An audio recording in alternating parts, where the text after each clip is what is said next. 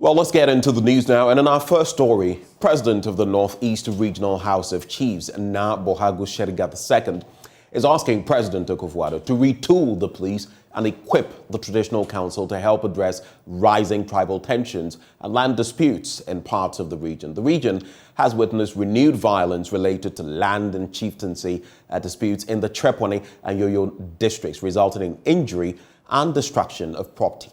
The overlord of Mamprugu has been speaking at the commissioning of a new administration block for the Regional Coordinating Council. Ilyasu Tanko now reports. Was in the region purposely to open a new office complex for the Regional Coordinating Council, arriving from the Upper East region. To the usual tradition and pageantry that come with the visit of the head of state, the president and his entourage were led to the palace of the Mamprugu overlord. President Akufo-Addo, after being introduced to Nabaga Abdullahi Mahami Sheriga II, took a turn to announce the reason for his presence in the region and, in line with established protocols, asked for the king's permission to conduct his duties on the soil. As you say, I'm coming with some good news.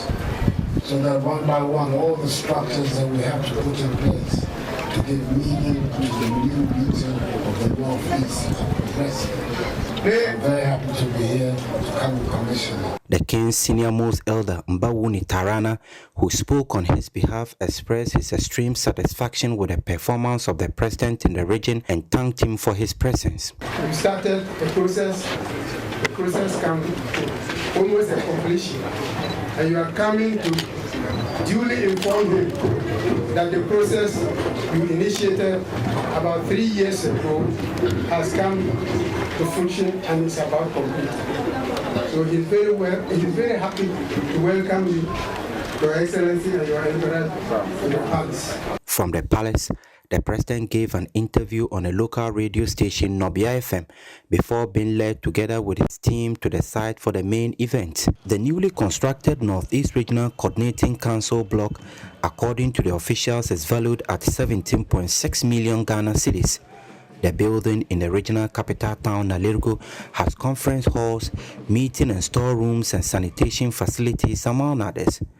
Speaking after the commissioning, Mbatarana once again thanked the president for the gesture, seeing the projects being undertaken by the government have unprecedentedly impacted positively on the lives of the people in the region. Since you assumed office as the president of this nation, and with the able support of your vice president, Dr. Alhaji Mahmoud Bawumia, Vice President of the Republic of Ghana, the Northeast region has had its fair share of the national cake. However, the king reminded the president of several developmental challenges that needed equal attention. The king was particularly worried over the acute logistical and operational constraints of the defense and security services in the region, a worry constantly expressed by the overlord before the president. According to him, equipping the security services and the traditional council will help in addressing the rising insecurity occasioned by communal disputes and robberies in the region. The security services are faced with logistical constraints, and I will therefore appeal to you to help them meet their needs in this area. Your Excellency, efforts are continuously being made to resolve the various chieftaincy disputes that come before our attention. However, the traditional area is handicapped as the traditional council is dilapidated, having been constructed in the colonial days. It cannot be used as a converging point for the meetings of the traditional authority in East Kenya State. The regional minister, Yidana Zakari, who was also filled with happiness, however, said efforts were being made to maintain calm and order in the few troubled areas in the region. I sincerely commend the youth for showing deference to the traditional authorities and heeding to their advice. I am also pleased to commend the leadership of the Konkomba Youth Association for their untiring efforts in maintaining peace in the Tripoli district.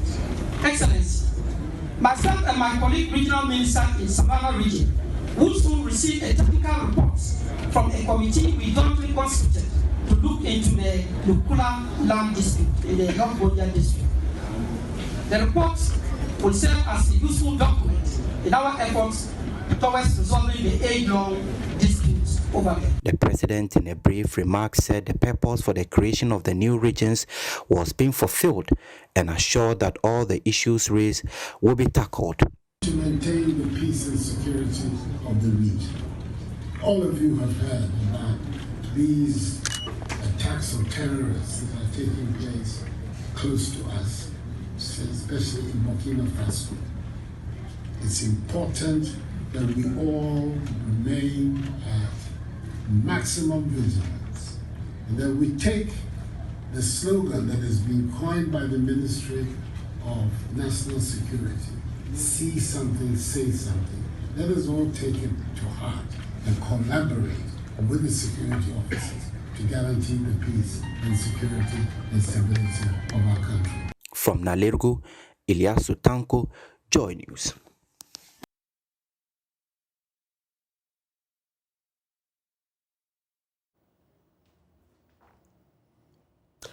From the Northeast region, let's talk religion, and Vice President Dr. Mahamudu Bawumia is urging religious leaders to emulate the leadership qualities of the National Chief Imam, Sheikh Usman Nuhu Shaributu, by investing heavily in the education of the next generation. Dr. Bawumia believes education remains the surest way the continent can take charge of the next industrial revolution to transform the lives of its population. He was speaking at the commissioning of a mosque and school fully funded by the National Chief Imam at Joma in the Gan West municipality.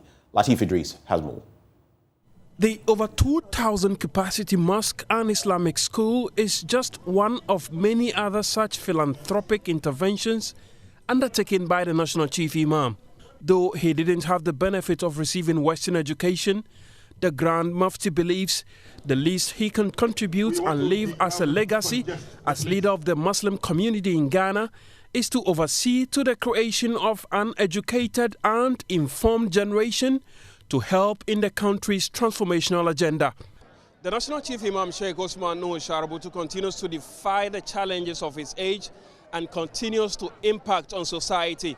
Today, he has commissioned an ultra-modern mosque here at Joma and also an Islamic center for the memorization of the Holy Quran and a secular education, construction of which is ongoing. Speaking at the commissioning, the Grand Mufti called on politicians and leaders across the continent of Africa to invest heavily in education. Knowledge. It constructs and elevates a house. A house that did not have any foundation. For ignorance. It demolishes a house that has even built on foundation. Therefore, we must endeavor to educate young people. If you watch my left side, it is school that is being built. That is the destination of my life.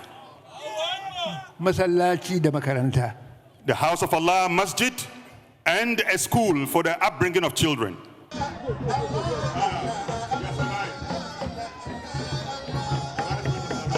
Vice President Mahamudu Bawumia, who was full of praise for the National Chief Imam, rallied other religious leaders and the political class to emulate the exemplary leadership style of the man he calls Father. His prolific and unstinting charitable works constantly humble me, and it has always been a pleasure to learn from him.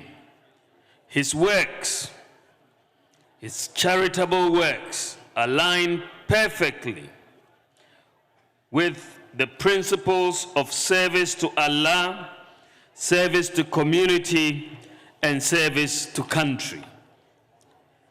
Distinguished ladies and gentlemen, the building of a school and the establishment of a mosque devoted to the glory of Allah is yet another resplendent and beautiful addition to an impressive array of beneficial projects commissioned and implemented by our venerated Chief Imam.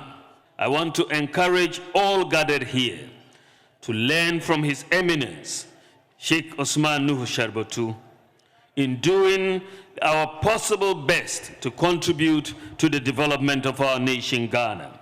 The Zabarma Chief of Greater Accra Region, Chief Yahaya Yandu, commended the National Chief Imam and expressed optimism in the transformation of Ghana. At first we see that anywhere they put mosques. But what Chief Imam has brought now shows that there's a future. Anywhere they put up a mosque, there's what we call school, that is makaranta. That is where there will be scholars to teach you what to do with the mosque. So I think it's a good step, and we all have to take it. This is where we call on the philanthropists to come on board.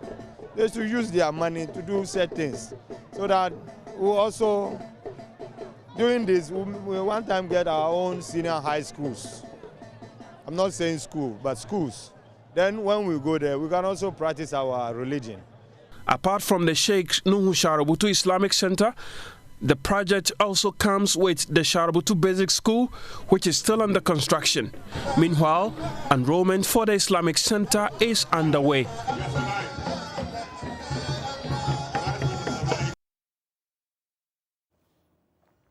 Well, let's talk health now, and dentists recommend 2 minutes as the average duration for brushing the teeth. However, findings from a research by the Kwame Nkrumah University School of Medicine and Dentistry are reporting lower times, lower figures. The research, published in the Ghana Dental Journal, has found 45% of SHS students take some 30 seconds to finish brushing their teeth.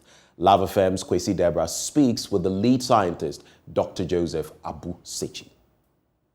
The dental caries is the hole that comes in the tooth, and then the periodontitis is the infection of the gum, and then the bone that is holding the teeth. Now it has been found out that the main culprit for these two diseases are what we call dental plaque, which is a soft, tenacious, covering, which is, full of microorganisms found on the surface of the teeth and also on the gum margin. So a proper cleaning of this dental plaque, it means you'll be free from most of the dental diseases. So we embarked on, a study to know the type of brush that people use, because it's not all the brushes that can remove this, deposits very well. So what type of brush do the people use, and then also how do they even brush their teeth so that they will be able to do what? To get rid of these dental plaque. The scientist, led by Dr. Joseph Abu-Sechi, found that 47.5% brush twice daily and 52% of them brush only once. They again found that 45.90% brush for only 30 seconds, and those who brush for 1 to 2 minutes were 13%. Which means the duration of brushing was also not good at all. Now looking at the method that is, there are so many methods that are used in cleaning these teeth, but the correct one, as it has been termed as the modified Bass method, we saw that a lot of people don't even know how to use it. So mostly what a number of them were using was what we call the horizontal method. And what is this horizontal method? The horizontal method is just, for example, this is the upper jaw. So you just put the brush there and then you just go in the horizontal direction like this. Okay? So a greater number of them were using this. All right, and then also we have that is the vertical method. So the vertical one is people, for example, just put their teeth together like this, and then vertically he put the teeth together, and vertically he goes this way. Okay, that is also another that people brush their teeth. That's the vertical method. But others also use what we call the circular method that they were using. So they also do circles around the teeth. They do circles around the teeth like that from one end to the other. But the actual method that we are supposed to be doing is what we call the terminology is just a bit difficult, but if you bring it to our level, I mean to the ordinary level, how he can use this method, it's a combination of using what? The circular and at the same time what we call the sweeping method. Okay, so you put the brush to an angle of about 90 degrees to where the gum meets the teeth, and then you movement is a circular movement like this, and then you end it with the sweeping to the end, to the tip of the tooth. So it's like a circular movement, 1, 2, 3, and at the same time that you are doing that circular movement, you exert a little pressure, and then you sweep it to the surface of the tooth, and then you do it that alongside all the surfaces. When you come to the upper jaw, you also put it the same angle. That is, if you look at the lower jaw, it's at this angle, but at the upper jaw is the same 90, but this one, sorry, this is at the same, but this one the tooth will be the bristles will be pointing to the top here. So the same thing, circular motion with a little pressure, and then you sweep to the end, to the occlusal surface or the chewing surface. Okay, and then you do that along all the surface of the teeth. Now, you should also remember that it is not only the outer surface that you are supposed to do what to clean. You also need to clean the inner surfaces. So the same thing, you have to do the inner, the circular, and then you brush. But when you get to the anterior region, that is the frontal part here, those methods are a bit difficult to use. So those areas, the vertical method is recommended. We recommend that adults you use a medium bristled toothbrush, and then use brush twice daily, and the duration should be a minimum of 2 minutes. Reporting for JoyNews, Kwesi Deborah. Now, Senior Vice President of the Ghana Institution of Surveyors, Alhaji Suleimana Mahama, is worried about the low number of professional surveyors in the country. He says this is inadequate and a drawback to government's plans to pay compensation to landowners when their lands are taken for developmental projects. Alhaji Mahama made the statement at a forum held in Wa to whip up the interest of students in tertiary institutions on becoming professional surveyors. Rafiq Salam now reports from Wa.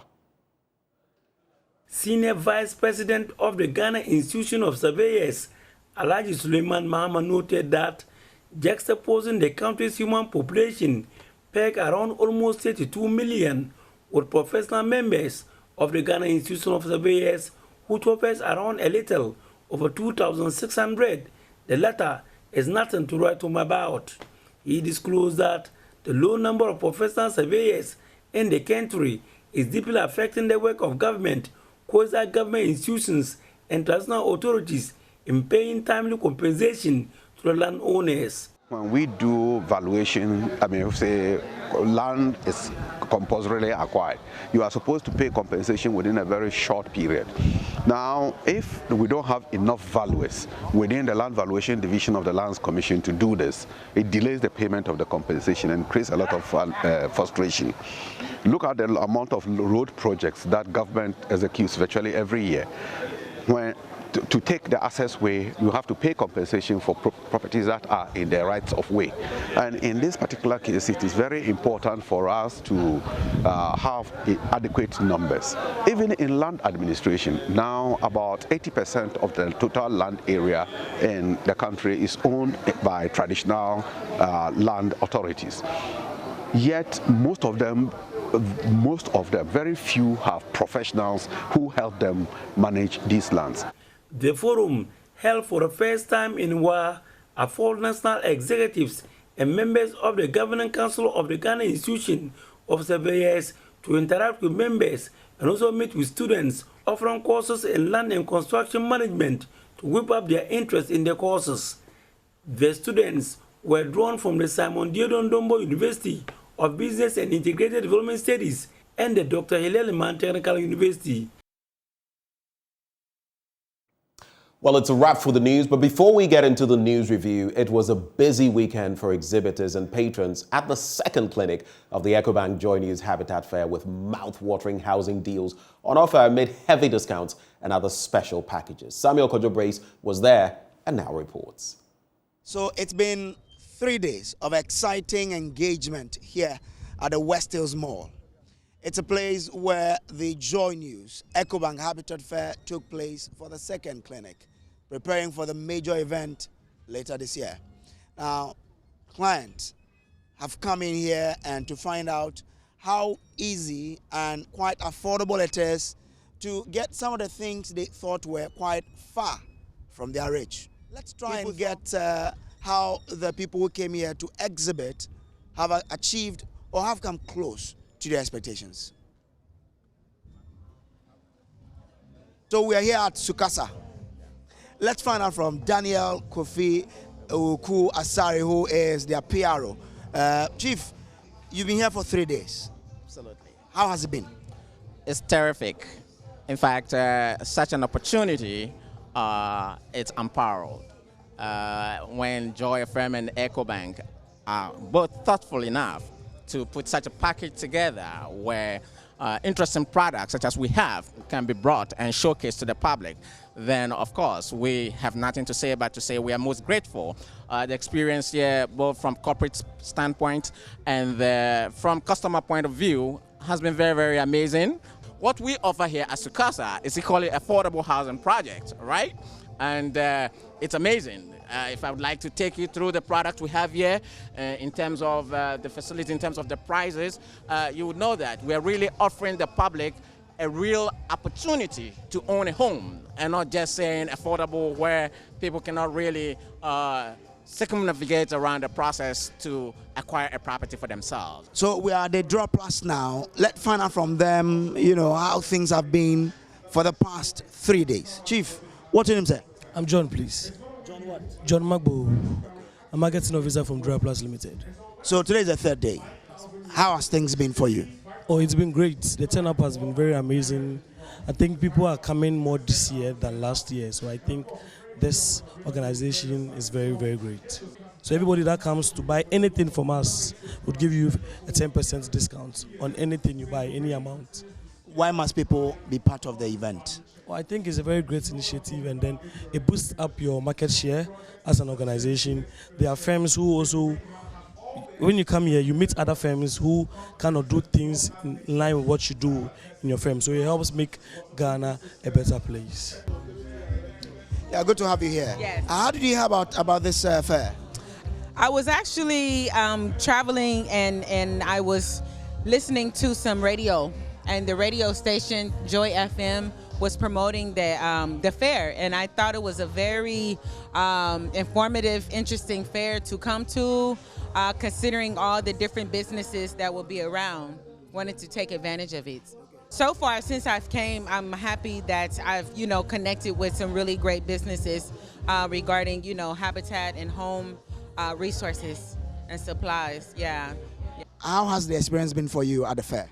It's been great. It's been great. I mean, I just came through. I had seen on JoyNews about these doors, so I came here really to look at the doors and the security systems.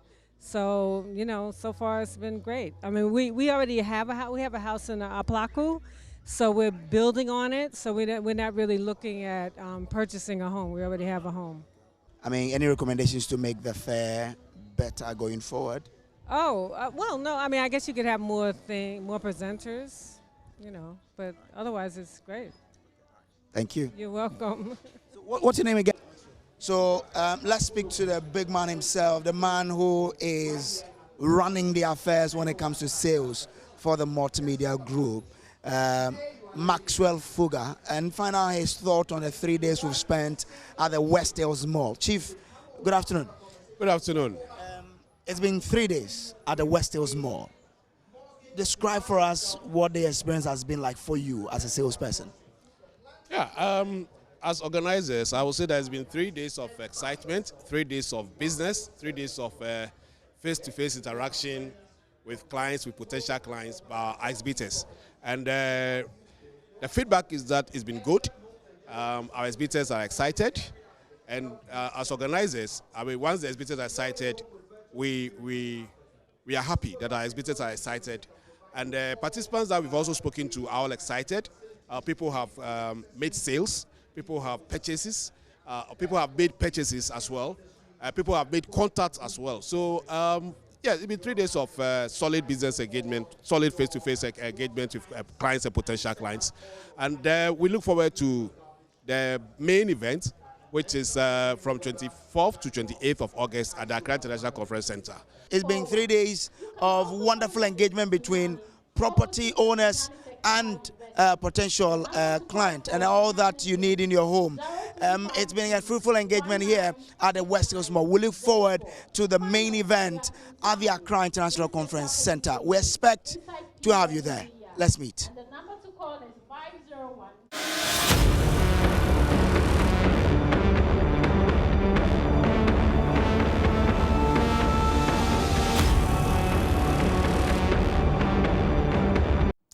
And here we go, hitting the road or the ground running with the news review. And we're joined, of course, the Executive Director for the Media Foundation for West Africa. He makes my day every Monday.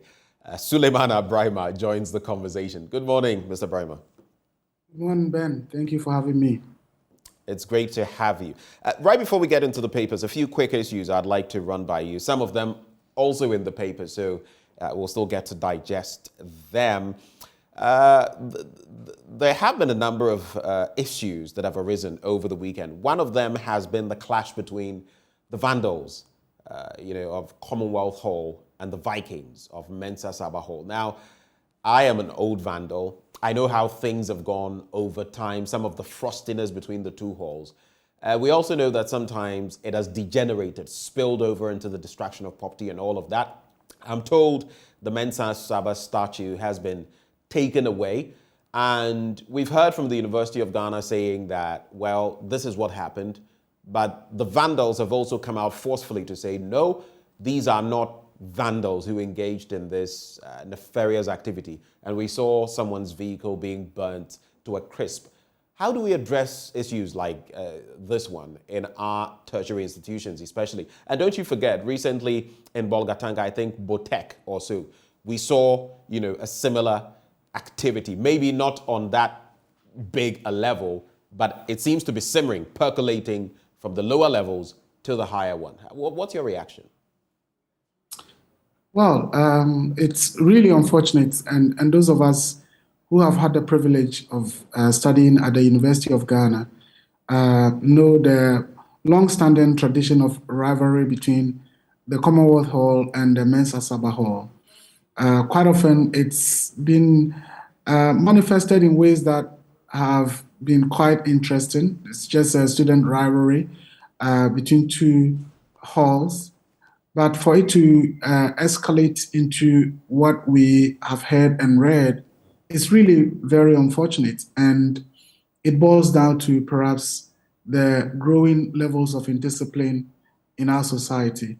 I think it is unwarranted to have students who are supposed to be among the enlightened group of our society. We can understand, or even, we all do complain about the various spots of conflicts across the country, the Boko conflict. Occasionally, we hear some in the Northeast region, Northern region, Volta region, and even sometimes in the other regions that we think have no issues in the South. But mainly these are conflicts usually over land, over chieftaincy, and the actors are predominantly quite often people who have not maybe been to school before. And so we tend to think that, look, these people are unenlightened, uneducated, illiterate, and that's why they are acting that way. So for these things to be happening in our foremost university in the country is really, really unfortunate. And I believe that the authorities at the university will look into it and take actions that would make sure that in the future we don't have a recurrence of what happened 2 or 3 days ago. But on a lighter note, Ben, those of us who have also been at the university and as an alumnus of the Hall of Excellence, the Akakpo Hall, We do know how, sometimes rowdy students from these halls can be as if, they come to the school and they are baptized to be rowdy. I think it is time they learn from great halls like the Kwafu Hall and the students, from that hall. If we had students behaving in the way that Kwafu Hall students are made to behave, I don't think that we would have some of these things happening. So it's unfortunate, but I think it's time you advise your people. Well, at least we have that out of the way. You've shared your thoughts on that. Let's get into the papers, and as we go on, I'll share some other thoughts. But let's start with the Daily Graphic newspaper. Making country self-sufficient will build robust economy. That's according to President Akufo-Addo, who has said government is working assiduously to build a robust Ghanaian economy that will make the country self-sufficient, even in the midst of a global crisis. To that end, he said the government was pursuing aggressive policies and programs towards the structural transformation of the economy to make it more robust to withstand both internal and external shocks. In fact, he says, this is why the government, under my leadership since 2017, has laid emphasis, quoting him, on industrial transformation through especially the one district, one factory, the transformation of the automobile industry, as well as strategic addition to mineral resources, which are key drivers to a future robust Ghanaian economy, he said. I want you to digest what the president is saying from different angles. We know that Standard & Poor's has downgraded us from B- to CCC+ with a negative outlook. That definitely isn't positive when you hear of the negativity in there. The Guta, for example, has come out to say, look, we must stem the tide of the exchange rate volatility, because guess what? If we are not careful, by end of year, we could be hitting $1 to 10 cedis. That would basically mean you would need 1 million Ghana cedis to secure $100,000. And that it's shambolic, it's affecting business, and that things are simply not going the way they want. So with this kind of rhetoric and what we see on the ground, what do you make of these dimensions?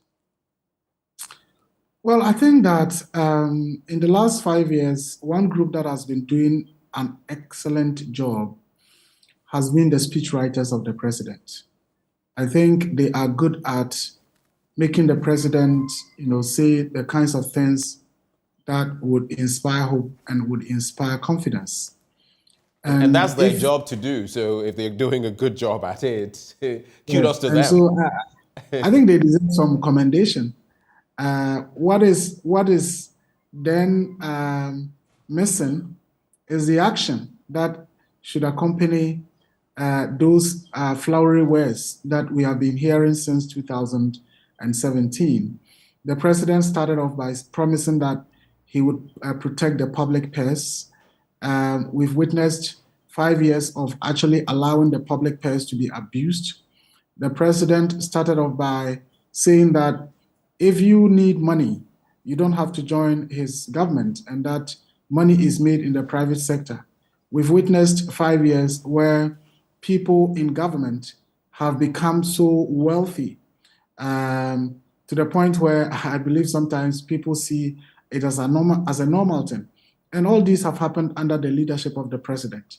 We've witnessed 5 years where the president has chosen to live the most luxurious and most expensive lifestyle in terms of travels and other things at a time when school kids are so lying on their bellies to write, people don't have ordinary water to drink, and we keep hearing all this. We've witnessed 5 years where we've had a promise of building one village, one dam, which I knew was not going to be possible, but my expectation was that even if a meaningful dam could be constructed in each of the 5 regions that we have now, that would have been a significant boost to the economy of the country, and particularly to the economy in the northern sector of the country. What we had was just, dugouts that people had to construct in order to make money under the leadership of the president.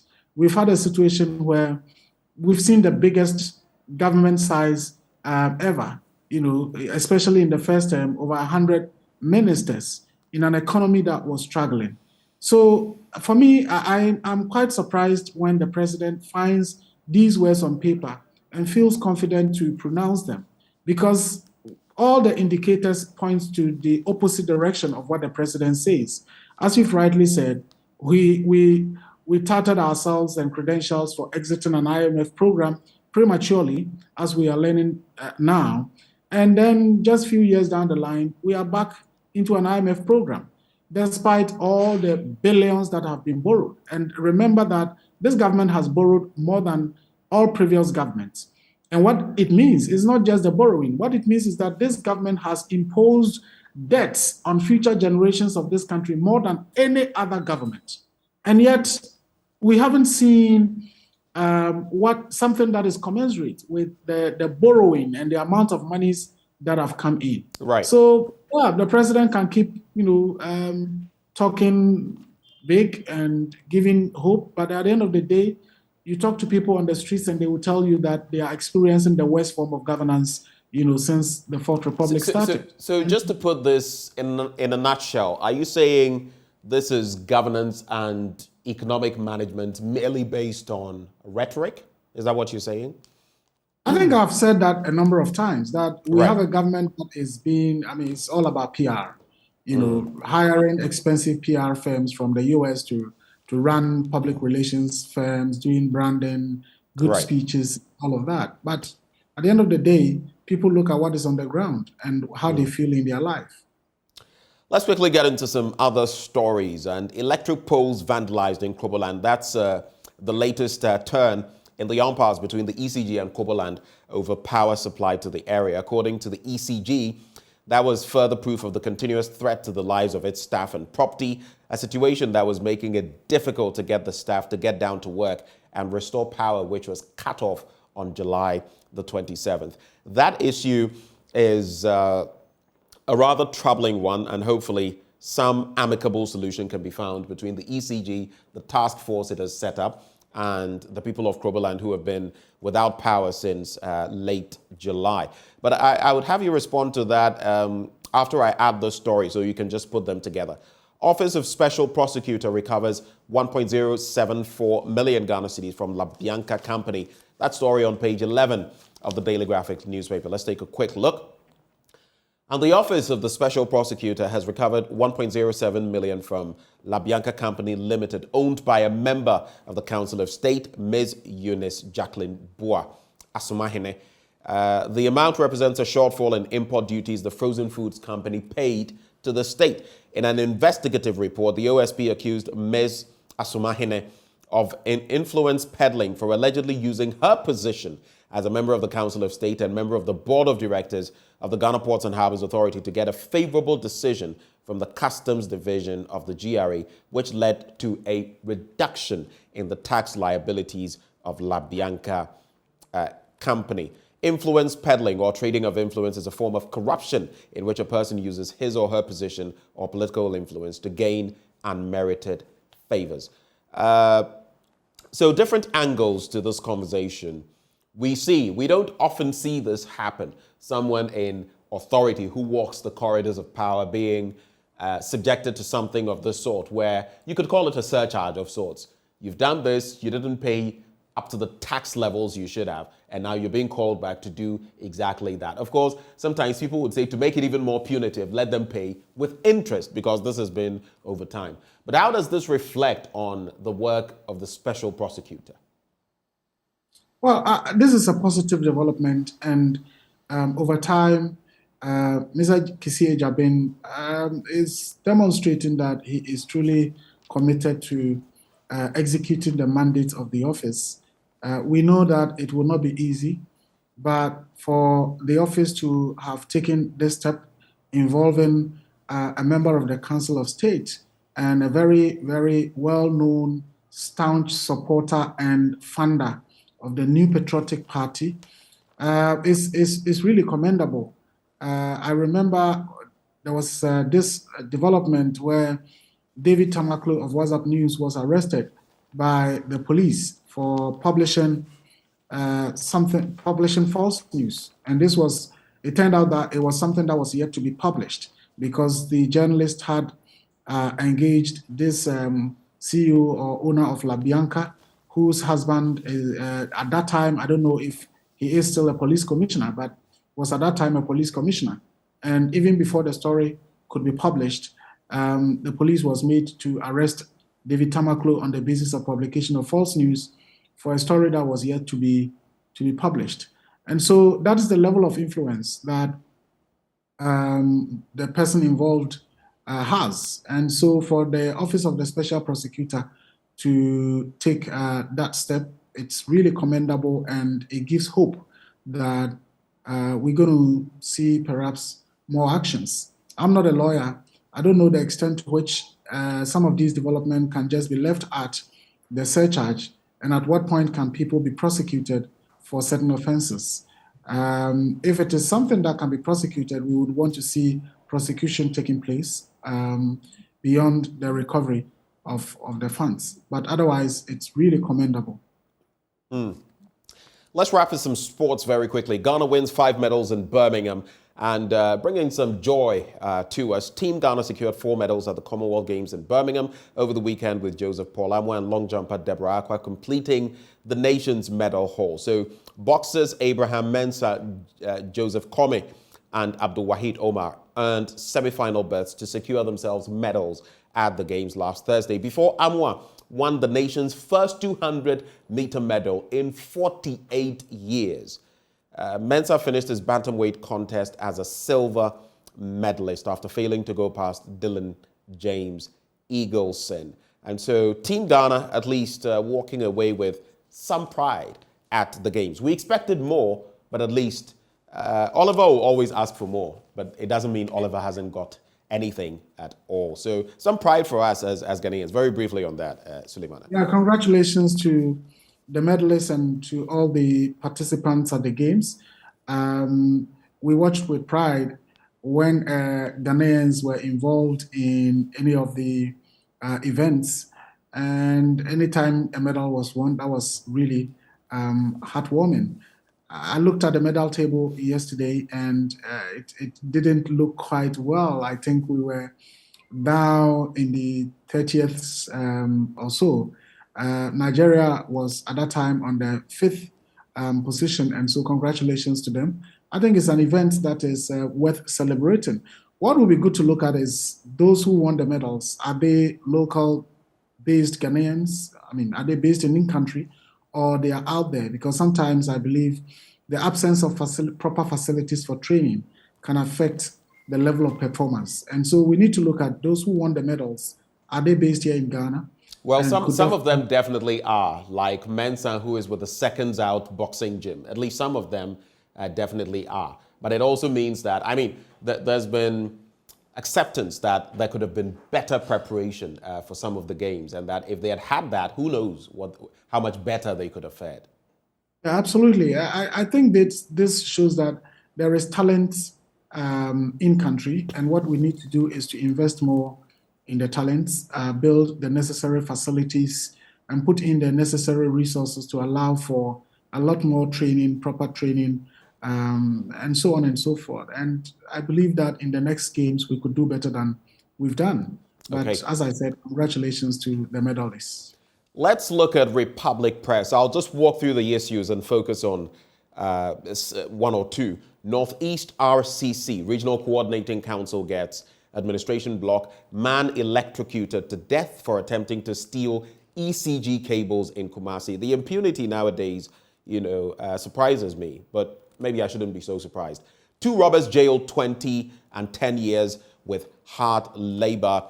President shakes up national security apparatus, and then woman jailed 10 years for killing lover over grass cutter soup. Bela. But the big one there, the banner headline, NDC blows hot air over EC's no Ghana card, no vote directive. Now, just to break down, the EC has been explaining that it's not going to be a wholesale activity. Those turning 18, numbering, say, about 450, 500,000 year on year, are those that are going to be added on and have to go through this process. But the NDC has been saying that is not the way to go. And they are saying that generally it shouldn't be used either, calling it absurd their party chairman has said so. The likes of Kofi Bentol of Imani Africa, one of their vice presidents, says the Ghana card is not proof of citizenship. That is echoed by Dr. Afarijan, who also made that statement that the question is moot. Let's not even go there. What is your quick reaction to this dynamic? Is the EC getting it right, or is it that Ghanaians are maybe blowing hot air, or maybe making a mountain out of a molehill? Well, I think that the problem really is with the EC and the fact that we have an EC that appears not to be consulting before making decisions. The last time I read that, political parties and civil society organizations have agreed to the new system that they would want to use, the new policy that they would want to implement. And I was asking myself if indeed civil society was or has been consulted. Yes, I wouldn't say that would mean necessarily that we'll be involved, but certainly within the civil society platforms that I belong to, I would have read it or heard about it from one platform or the other. I didn't see anything like that. And again, I was surprised when I read that the NDC had raised an objection, because the EC's statement sought to create the impression that political parties have agreed. So if we all know that in this country, MPP, NDC control about 90 to 95% of the votes. So if you say political parties have agreed, and what that means is that it is between the MPP and the parties that do not even command up to 5% put together, then are you trying to mislead the public or what? And I think sometimes they may be making a good decision, they may be taking a good step, but because they fail to consult broadly, because they fail to educate the stakeholders necessarily, because of the high levels of suspicion, and it is not just with this EC.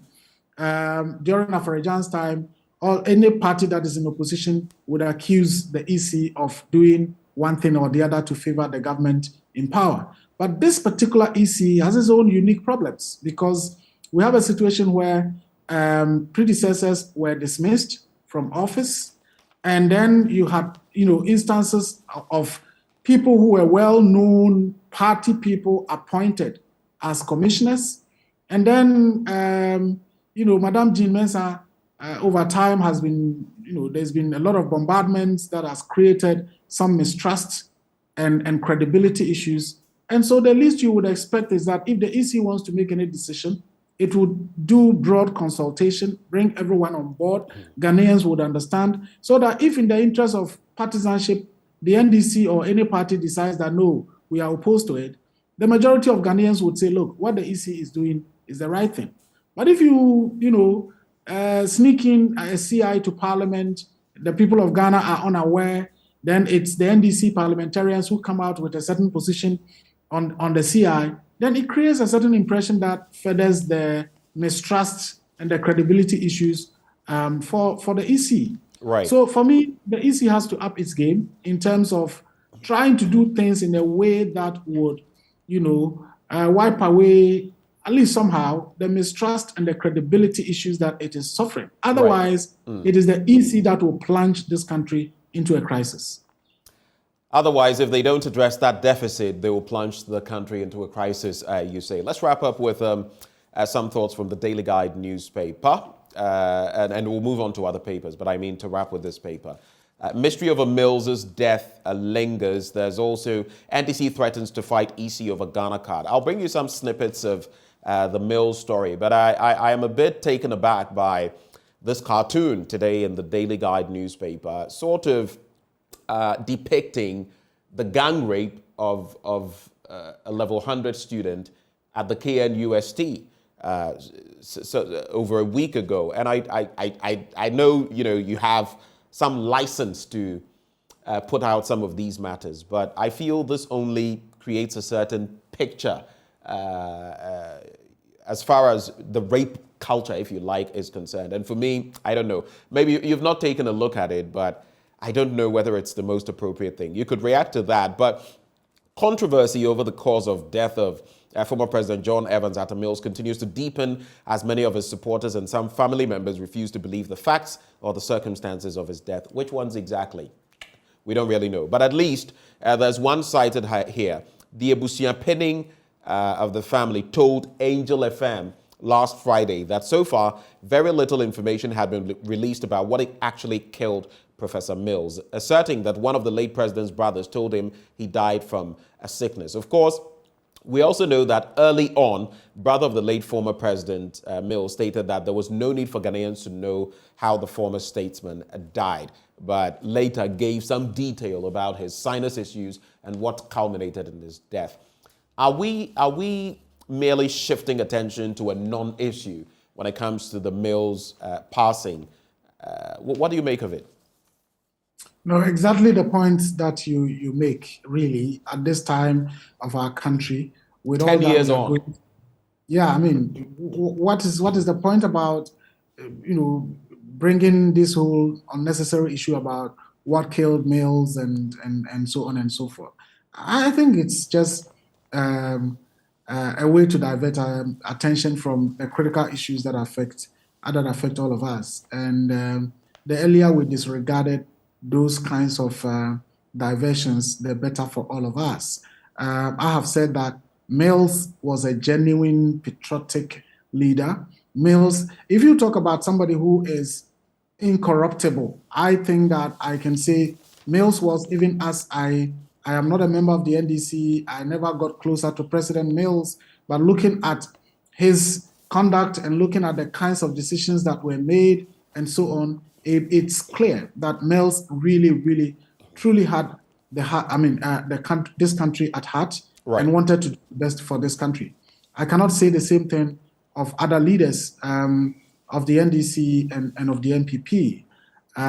If the man has passed on, let's allow him to rest in peace. Right. Let's not use that as capital to make ourselves important, as people like Abu-Baidoo and even people in the NDC would want to have it. It's really unimportant. Let's do things to honor his memory, not the necessary politicking and the partisanship and so on and so forth.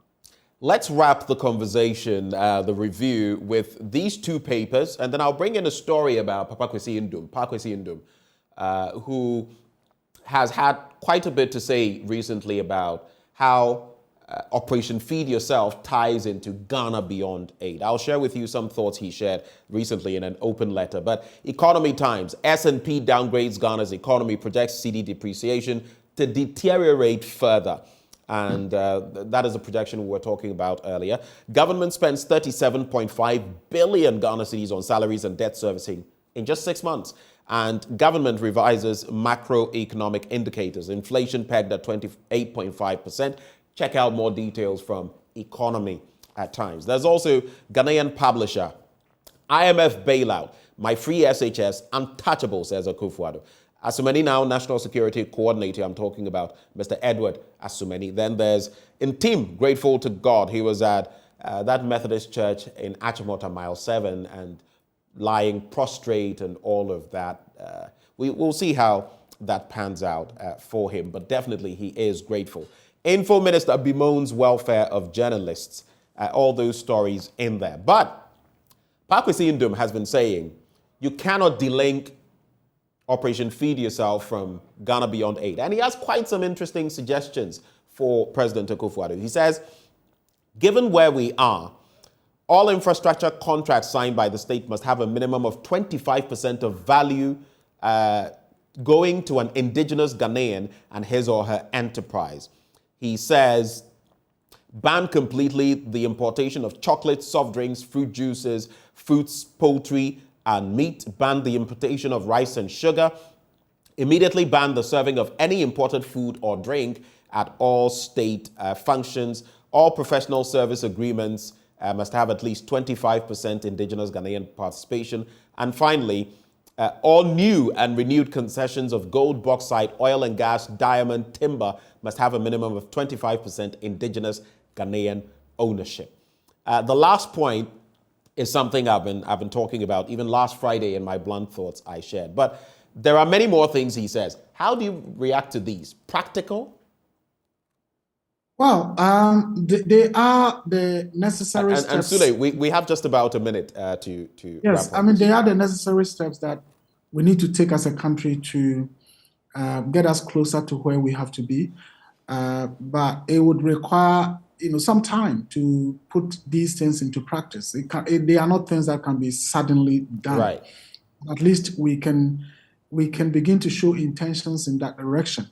And so certainly they are the right things to be done, but whether or not our government will do that is another matter. I think that we've gotten to the point where the government must cut down a bit on PR and be realistic with the people of Ghana in terms of expectations and in terms of what can realistically be done. Nana Akufo-Addo has spoken time and again about a Ghana beyond aid. Do you feel they have the will to do this, to execute some of these, even in its most basic forms?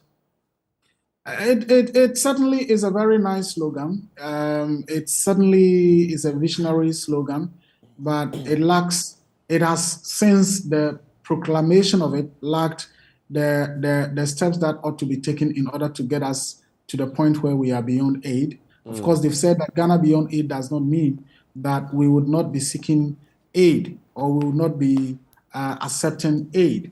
That is understandable. But in the long term, one would have been expecting that the actions that would take us to a long-term winning of the country from the dependence on aid, which is where we are now, would have been taken. But so far, I am not seeing that from President Akufo-Addo. I am not seeing that kind of leadership that would take us there.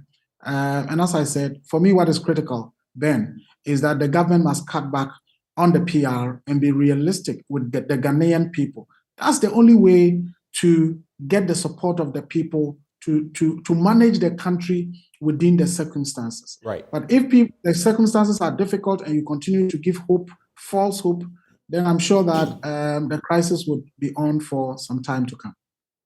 Always a joy having you, Suleiman Abrahima. Thank you so much for joining us for another morning, and I wish you the best of the day and the week. Thank you so much for having me, and have a great week. All right. Well, this is how we hang our boots for the news review. Hopefully, you enjoyed that. But stay with us, because up next, Muftau Nabila Abdullahi will be serving you sports, definitely on our radar. We'll be talking about the Commonwealth Games in Birmingham. We'll be right back.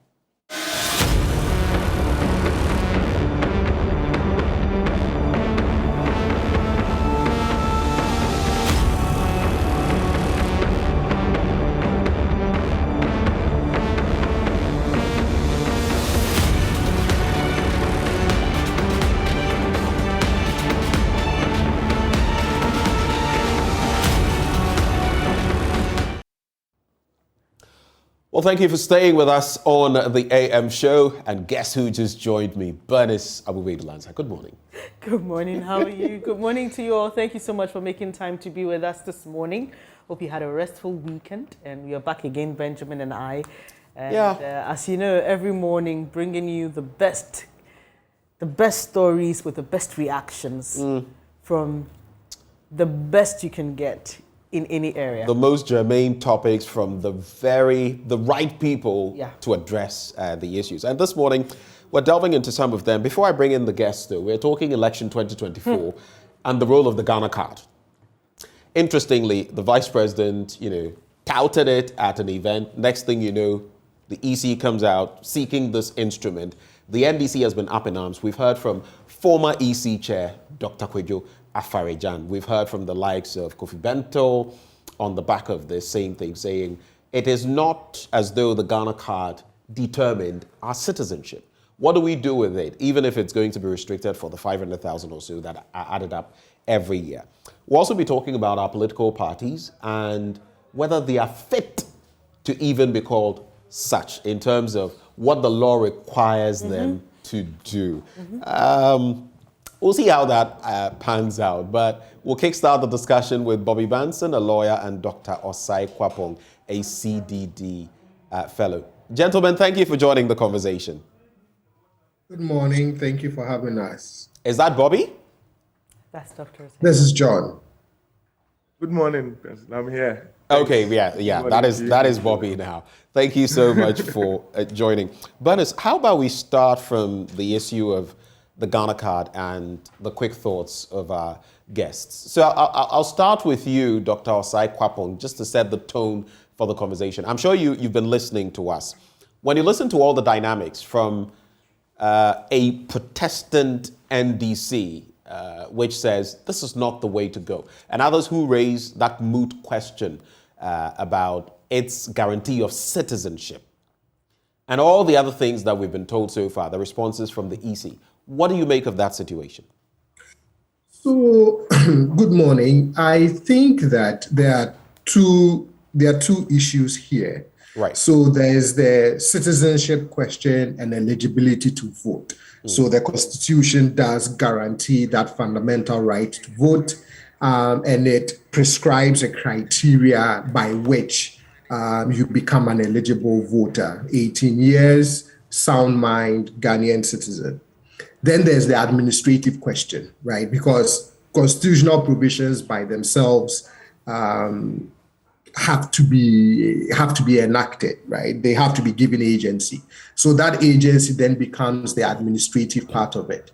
And so how do we then translate your eligibility to vote into an administrative process that actually allows you to exercise that right?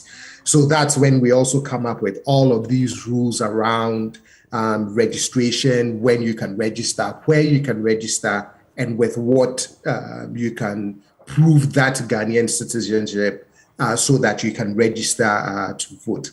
I was on Newsfile over the weekend, and Dr. Serbo from the EC was there. His submissions, I really understood his submissions. I think one of the questions that I raised, though, was that the idea of the Ghana card is a noble idea. The purpose for which we are building a national identification system is a very noble idea. My only concern is that between now and 2024, would we have built the system to a place where it can become the sole identification method for the continuous registration idea that EC wants to roll out? So now that you raised the question, are you doubtful of that? I mean, 2 years, if it's a continuous registration process, I am hopeful that it can be done. But one of the things that I have also raised is that you also have to build in certain unintended consequences or unanticipated events. So my question to the EC Director of Elections on Saturday on Newsfile was that, is it still possible, though, to put in certain exemptions, right? To say that, okay, produce a Ghana card, but in the event that due to whatever unanticipated circumstances that an eligible voter may face, are there other acceptable forms of identification that can be used to allow you to register in this continuous registration exercise? And my only reason for that is, until you've built the system fully to the point where it's that fully functional, sometimes we have to consider other methods. That's one. And even then, again, you cannot always anticipate what a potential voter is going to face. And therefore, are there other acceptable exemptions administratively that the EC can build into that? So that's my thing. I have no problem with requiring the Ghana card, but I think I would also say, can we put in certain exemptions, because you never know what situation a potential voter would face in trying to demonstrate that they want to be part of that exercise of their fundamental rights. So this is just the foundational question. Let me, before I get to Bobby Banson, acknowledge Peter McMenu, former chairperson of the MPP and also chair of the National Elections Committee of the recent conference that was held. He joins us all the way from Kenya. He is also chairman of the MPP's Elections Committee, as I mentioned. Mr. McMenu, a very good morning to you. I believe it's morning there as well. Thank you for joining the conversation. Please, you would have to unmute, sir. Good morning to everybody. Great, thank you for joining. And let me quickly go to Bobby Banson for your brief take before we go to Peter McMenu, so we can get the Zoom right as well. So your fundamental understanding of this question, and maybe before Bernice comes in, apart from the issue of the Ghana card, could there be legal ramifications on this? Maybe I'm shooting it before, but give us your foundational thoughts, and then we'll look later at whether there could be legal tussles on the back of these allegations. Well, good morning once again. I think that I agree largely, or associate myself largely with the submissions of Dr. Akakpo, except to add, for the purposes of this, your specific question, that which one? Which one exactly? No, whether there will be legal ramifications for this decision by the EC, particularly in the event that a person who has other means of proving he's a Ghanaian citizen meets the criteria in, I believe, Article 1 of the 1992 Constitution, and says that he's been disenfranchised not because of his inability to procure a Ghana card, but because of the National Identification Authority's failure to issue him with one, and that the EC claims that the date for the voters' registration exercise has passed. In my thought process, I've gone to look at the what it was before. I believe, and I'm happy that you have Mr. McMenu on the line. Over the years, or since 1992, there have always been another way of confirming someone to be a Ghanaian citizen, of being of sound mind, and being 18 years and above, as far as the electoral registration processes are concerned. So that what I know for a fact is that you could walk into, or as part of the registration procedure with the EC, you could go there with somebody who is already on their books, and I think 2 people or so. And as long as those people confirm that you meet the criteria, you may be issued with the EC card, the voter's ID card, in the absence of any objection by any of the polling station agents. And so you ask yourself whether there was a mischief or there was a defect with this process that the Electoral Commission is seeking to cure with the introduction of the CI, which would mean that it's only the national ID card issued by the National Identification Authority that would be used. Now, if you look at the National Identification Authority Act, it says, I believe in section, is it 4? It says in section 4 that the authority, it's not section 4, but it says that there's a provision in the National Identification Authority Act, which says that the national ID card or the ID card produced by the NIA shall be used for all transactions which require identification. So that is a provision in the Act that says that the ID card produced by the National Identification Authority shall be used in all transactions which require identification. Now, unfortunately, the National Identification Authority Act does not define what transaction is. You'd have to look at other laws which may define what transaction is. The closest I could come to was the Electronic Transactions Act, which has a definition of transaction, which says that transaction means a transaction of either a commercial or non-commercial nature, and the provision of information and e-government services. So the National Identification Authority Act says that the ID card produced by the National Identification Authority shall, which is mandatory, be used in all transactions which require identification. Now, transaction is not defined in that act itself. So by the canons of interpretation, as lawyers will call it, you'd have to look at other statutory interpretations, if there is none, before you go to non-statutory interpretations. And I found a statutory interpretation in the Electronic Transactions Act, which says that a transaction means a transaction of either a commercial or non-commercial nature, and the provision of information and e-government services. Now, whether this is enough to situate the registration for the purposes of voting as a transaction to make the national identification card as the sole means of identification is something that a court of competent jurisdiction may have to interpret upon an application or upon an action commenced by somebody who deems it fit. And so, like Bobby, I said, the interpretation of same may have to deal with whether or not there was a mischief with the current system of identifying persons for the purposes of eligibility for voting, which ought to be cured by the CI. So those are my initial comments. So just a quick follow-up, Bobby. This is Bernice here.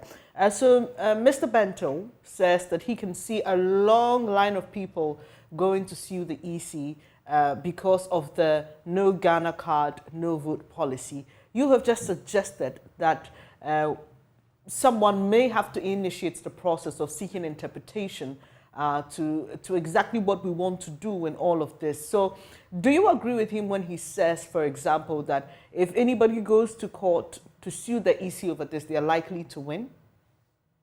I mean, I would not say they are likely to win. I think that is quite far-fetched. I mean, seeking judicial interpretation or judicial remedy go either ways. I believe that it becomes an issue of what the practical situation can be. And listen, we've had the Supreme Court, I believe it was in one of the Abu Ramadan cases, where he sued the Electoral Commission.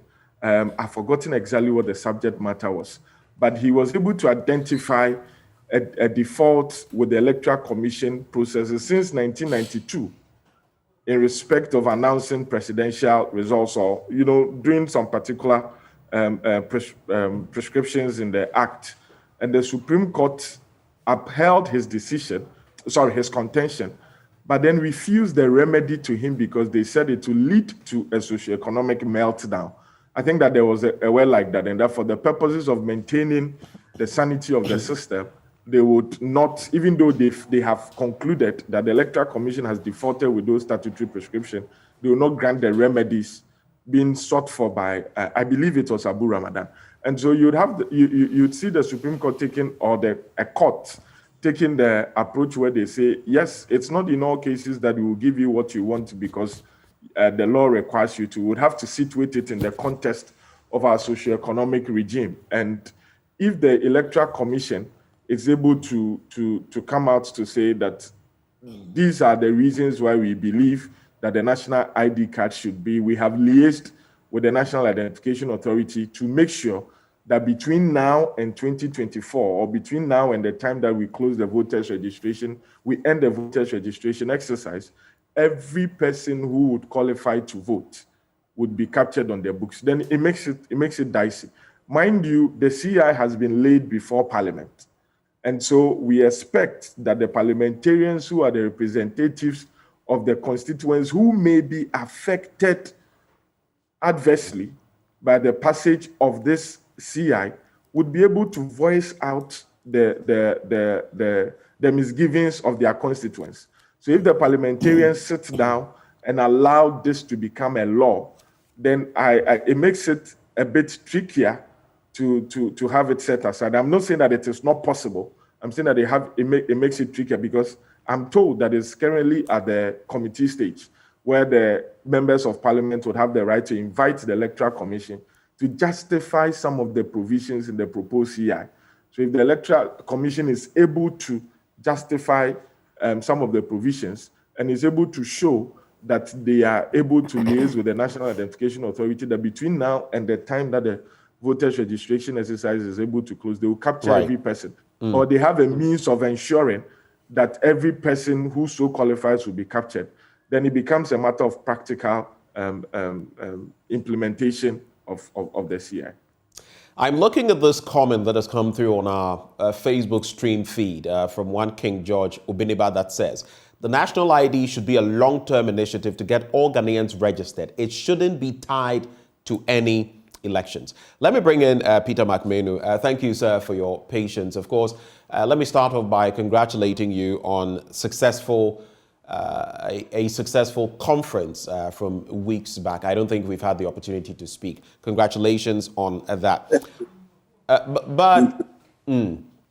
But kick starting the conversation from your end.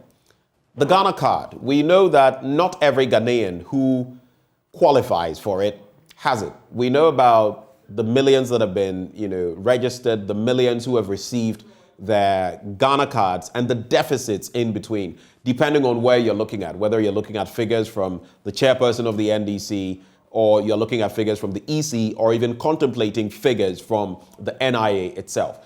But the point is, we are not in a position where everybody who deserves to have the card has the card, at least as far as access is concerned.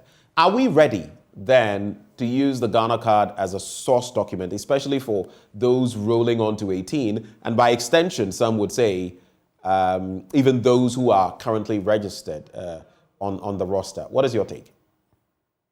Thank you very much. It looks to me we are looking at this discussion as if Ghana is now going to start a completely new voters registration. But that is not the case. I'm afraid, from my understanding, it is the continuous aspect of the registration. After all, we had elections 2.5 years ago with a register, and it is the continuous, that is those who have attained 18 years and above, and who have to be enrolled on the register for future elections that are being considered. And are we saying to ourselves that those in that group, the percentage, they cannot get registered at the national identification, by the National Identification Authority before 2024? That is the question. For the next 2.5 years or so, they can't be registered by the National Identification Authority. So the question, Mr. McMenu, is not that we're fully aware. Mr. McMenu, if I may, the question is not about so much about those who are already registered, though there are concerns there. The question is about. Are we talking about? Yes. So the question is about the ongoing registration, and the point to be made is that in some constituencies, a lot of those who fall within this bracket, those who may be 15, 16 now, who just might qualify to vote in 2024, a lot of them are not registered. That is a problem. Some constituencies. Name the constituencies. So there is this constituency, I just forget. It's a member of parliament from the NDC, somewhere in the Volta region. Maybe my producers will furnish me with a name. But I think it's Agboja. I think it's Kwame Agboja governs. But he makes mention of the fact that in his constituency, those who are supposed to register within the catchment group, only about 20% of them have registered. And that if this goes on, looking at the trend, those who have the Ghana card, if the trend continues, it could mean a clear disenfranchisement of those who are going to be voting in 2024. These are valid concerns, aren't they? My brother, if you recall, in July 2018, the NDC issued a statement to their members not to get registered with the NIA. They did. And it's on record that they issued a statement. You would have to remind me, I don't remember any such statement categorically telling their people not to register. July 2018. I can give you the exact date. But July 2018, it was 23rd July, Monday. It was a Monday, 23rd July. They issued a statement by the General Secretary that it directs all members to boycott the Ghana card registration. So who goes out?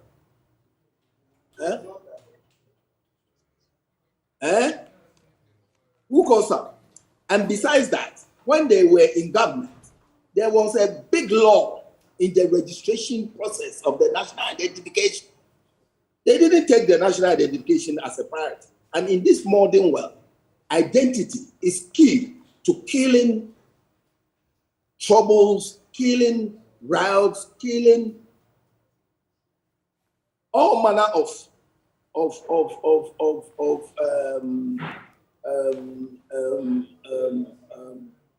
terrorism.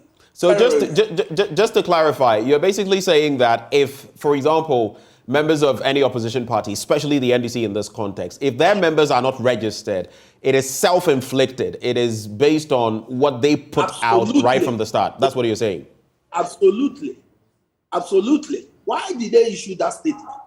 Why did they issue that statement and come around? But even before that statement, Mr. McMenu, is it not the case that all Ghanaians should be given the opportunity to register, regardless of any statement? And plus, just to make the point, you can't say that maybe everyone who voted NDC or was NDC still is NDC, or maybe all of those who were MPP still are MPP. I mean, people, switch and change from time to time in terms of their electoral opinion. So aren't we supposed to do the right thing, ensure that everybody who qualifies ought to get there? Because there seems to be, some have alleged, there seems to be targeting. Let me ask you a question.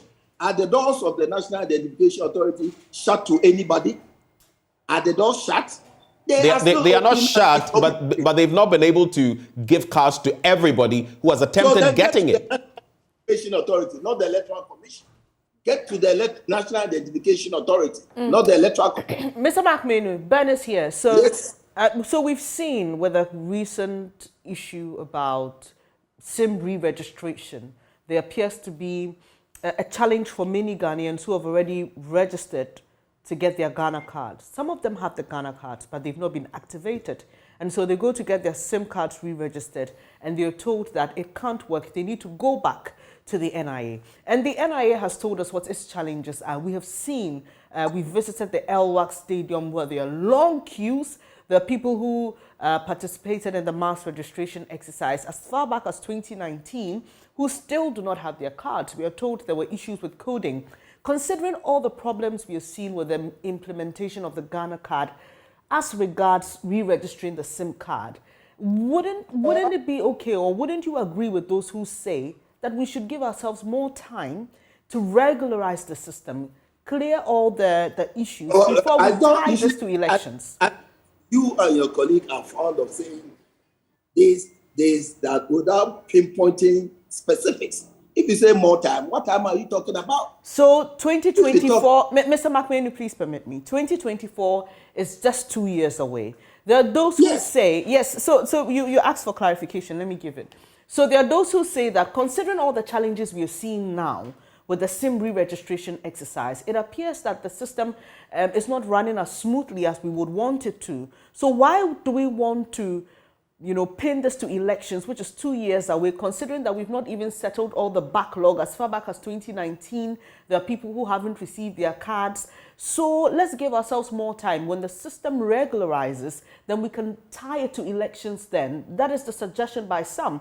And I'm asking you, based on what we are seeing with the SIM re-registration, would you agree with people who say, well, it's okay to use the Ghana card as the only document to register for elections, but maybe we need to hold on a bit?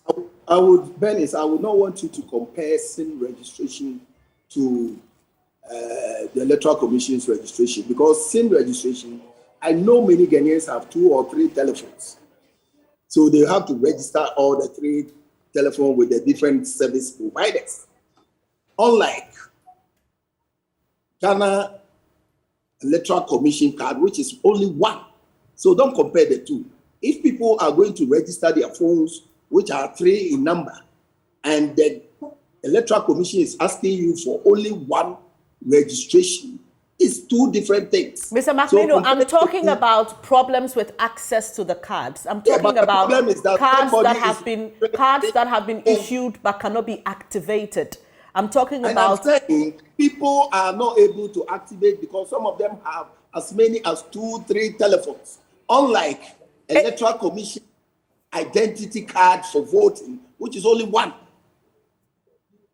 And these are for only new registrants, not the entire population. Mind you, it's only for continuous registration. But the SIM card registration was for everybody. So don't compare the 2. The SIM card registration is for everybody who owns a telephone. Mr. McMahon, I'm not sure. I'm sorry. I'm sorry. It appears to be a back and forth, but I'm not sure we are on the same page here. I'm not talking about the numbers. I'm not talking about the numbers at the SIM re-registration centers. I am talking about cards that have been issued. And this is not about the person's SIM card not being activated. It is about the Ghana card not being activated. And so the person has to go to LWAC to have it activated. We are talking about people who have registered as far back as 2019 who do not have access to the card that will help them register with the Electoral Commission. And I'm saying that there have been, and yes, we have spoken to people who just don't want to participate in the process for their own reasons. And there are people who also have legitimate, genuine concerns. And I am saying that the elections is 2 years away from now. There are those who say elections are a big deal in this country. I mean, SIM re-registration affects one person, but determining who is going to lead us affects the entire nation. So there are those who are saying that, you know what, let's hold on. There appears to be issues. The NIA has problems. Some people don't have their cards, their activation issues. Let's give ourselves maybe the next election, not the 2024 one. I am telling you that the Electoral Commission has issued a broad guidelines, and they take the roots for their guidelines. It's from the Constitution, which says the Electoral Commission shall make rules and regulations to govern its operations. They are not doing this out of anywhere, but from the Constitution. In the same Constitution, which says citizens must have the right to vote. I do not think that the NIA, who has produced over 15 million cards and still has some more cards lying idle for people to collect, should be targeted as doing the wrong thing or unable to do what the law permits them to do. We are in a country where people refuse to abide by simple rules until last minute. We are a people of last minute. So you're blaming the people. Anyway, before you give an answer, attendances to major issues. Right. For one or two reasons. I tell you, before December 2024, an opening is made in, let's say, November, October, September 2024. People will rush and go and get their cards. Okay. That's the same thing that into the national NIA and the SIM card registration you are talking about. Okay, just hold for me, Mr. Menu. Anyway, it cannot go on like that. There must be a cutoff point. And I'm telling you, as I sit here in Kenya, if you don't have national identity card, you don't vote. The same thing applies to Nigeria. Because these days, security has become a centerpiece of governance, that identifying citizens is critical. I think we keep shifting the goalposts a bit, Mr. McMahon. It's not about, I don't think anyone is contesting identifying citizens or having a common platform to identify citizens. It's about the mechanisms in which this will be used when it comes to voting. But do hold for me. July 28. Do hold for me, Mr. McMahon. Do hold for me. Let me bring in, I'll have more questions for you, but just hold for me, Peter McMahon. Let me bring in General Secretary of the NDC, Johnson Esiedun Ketia, who joins the conversation. Mr. Ketia, very good morning to you, sir. Good morning, my brother. Right. So you've heard Peter McMahon, chairman of the NPP's Elections Committee, former chairman of the party. But from your end, we've heard from Chairman Ofosu Ampofo, and he's made quite a number of statements.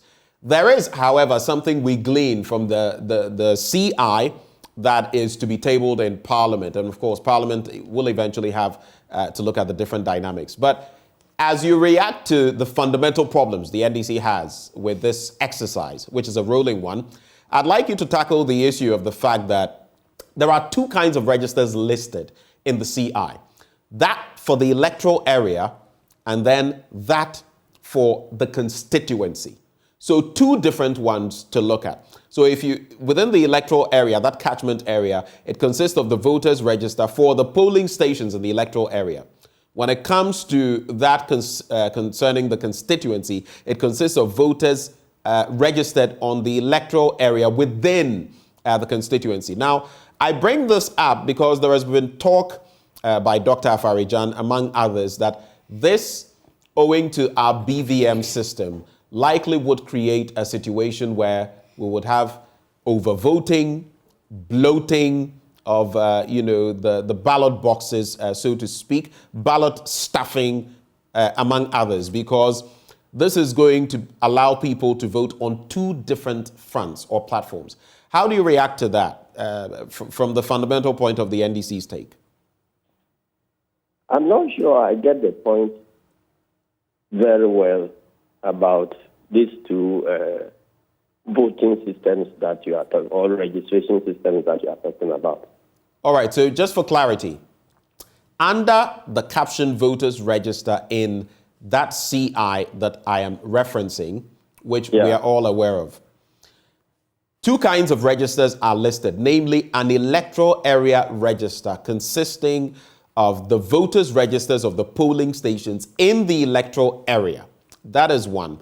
And a constituency register consisting of the voters' registers of the electoral areas within the constituency. So you can see that while we are talking about the electoral area and those in the catchment areas, there's also another one for the constituency which still captures these. Now, from the rhetoric that we've heard from Dr. Afari-Gyan and others, this could lead to the stuffing of ballots. It could lead to overvoting by some unscrupulous people. Is this Is this an idea you subscribe to? Or doesn't create two different registers. Registers are polling station based. And then the aggregate of polling station registers in an electoral area, when you put them together, they constitute an electoral area register. And when you put all the electoral area registers together, they form the constituency register. It is not as if there's going to be a separate register for constituencies and a separate So this is the register. point, respectfully, this is the point that is made, that, again, quoting, until such a time that the BVMs are configured to be interactive, his concern is that any of the two registers being used at the polling station on election day, either one of them, it opens the door more widely to two kinds of voting infractions, namely multiple voting and ballot stuffing. So I get your point. It's technically not two different registers. But the fact that the BVMs are not configured to register in this way, maybe specifically for polling stations and all of that, would mean that any unscrupulous characters could vote both ways. Is that not a concern? No, because there are not going to be two registers. There is only one register. And it is not going to be as if one voting is happening at the electoral area level and another voting is happening at the district level or constituency level. Maybe you don't understand the point he's making.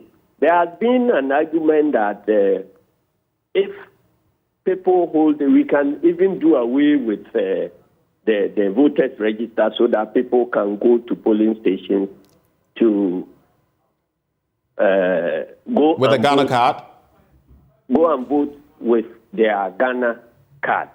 And I hear Dr. Afari-Gyan making a point that unless all the BVDs are interlinked countrywide, if that system is deployed, then somebody can do multiple voting because the BVDs in the various electoral areas are not linked with each other. So you can go and vote in polling station A in one electoral area and jump to another constituency and vote. But if the BVDs are all interlinked countrywide, then it means that wherever you cast your vote, you will be marked as having voted. So anywhere else in Ghana where you go and try to vote, you will be denied. So that is the point that Dr. Afari-Gyan is making. But it is not about the fact that there could be two registers. That is not the case. But let me continue by saying that I'm enjoying the new the conversation with the new PRO of Electoral Commission, whom you are engaging this morning. Chairman McMahon, because when you follow the conversation, so you know his official position. Come again.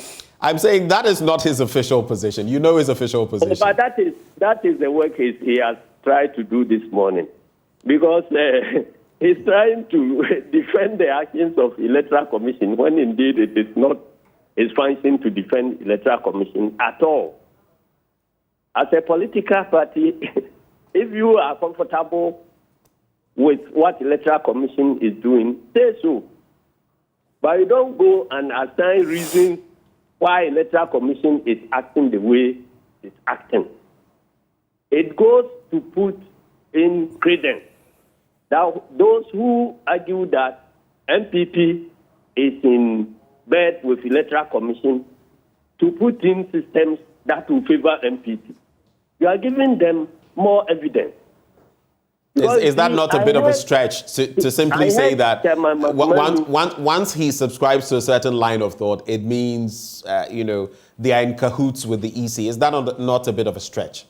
No, I am saying that he is trying to defend the undefensible actions of the Electoral Commission. Because the Electoral Commission itself is not, using the argument that Chairman McMahon is using. For instance, he makes the point that he has heard that NDC has issued a statement calling on its members to boycott Ghana card registration. And because of that, if the NDC members are not registered, now who calls them? So he sent it. So you are admitting that those who have not been registered are NDC. And so they must suffer. I don't think that is the point that Electoral Commission is doing, because Electoral Commission cannot admit that those who have not been registered are NDC. And even though we are under obligation to organize a free and fair election, if we are aware that those who have not been registered are NDC, it is because of their fault. Let me go and do an election which will go against NDC. I don't think that is the point the Electoral Commission has been making. If that is the point, then it means that the Electoral Commission is clearly and knowingly going into an election in which he knows that one party will be disadvantaged. So I'm sorry that argument doesn't come in at all. When we argued with the NIA, when they were about to start with this registration, we proceeded to court and then told our members that whilst our case is pending, they should not assess the thing that we are arguing against in court. The matter has since been settled a long, long time ago. We have called our members to go and register. The point is that the registration itself is incomplete.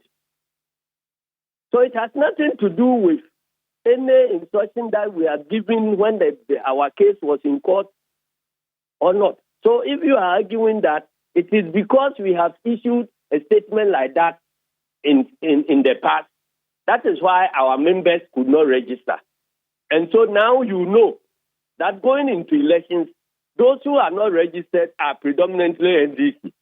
So let us proceed without them and go and do an election and call it free and fair. That is the argument that Peter McMahon is giving, and that is unfortunate. It shouldn't be coming from the mouth of a statesman. Then again, I heard him make a point that this registration is about continuous registration. There is nothing in the law which specifically says that this law is solely for continuous registration. If he has anything in the law, let him point it out. The law does not talk about continuous registration. It's talking about registration of voters. And indeed, the practice in this country has never been that there is a separate law for full registration and another law for continuous registration. It's always one law. So it is wrong for him to assume that This law that we are talking about is just exclusively for continuous registration. It is not the case. Okay, so quite a number of issues that you've raised.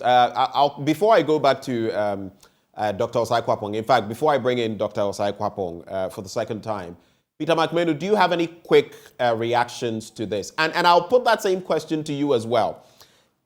Afarijan makes mention of the fact that, and I'm going back a bit, in previous times, as we see now, we've always had an electoral register that is polling station based. Polling station, that is where you vote. It's specific. In this instance, according to the CI, there are going to be two dynamics.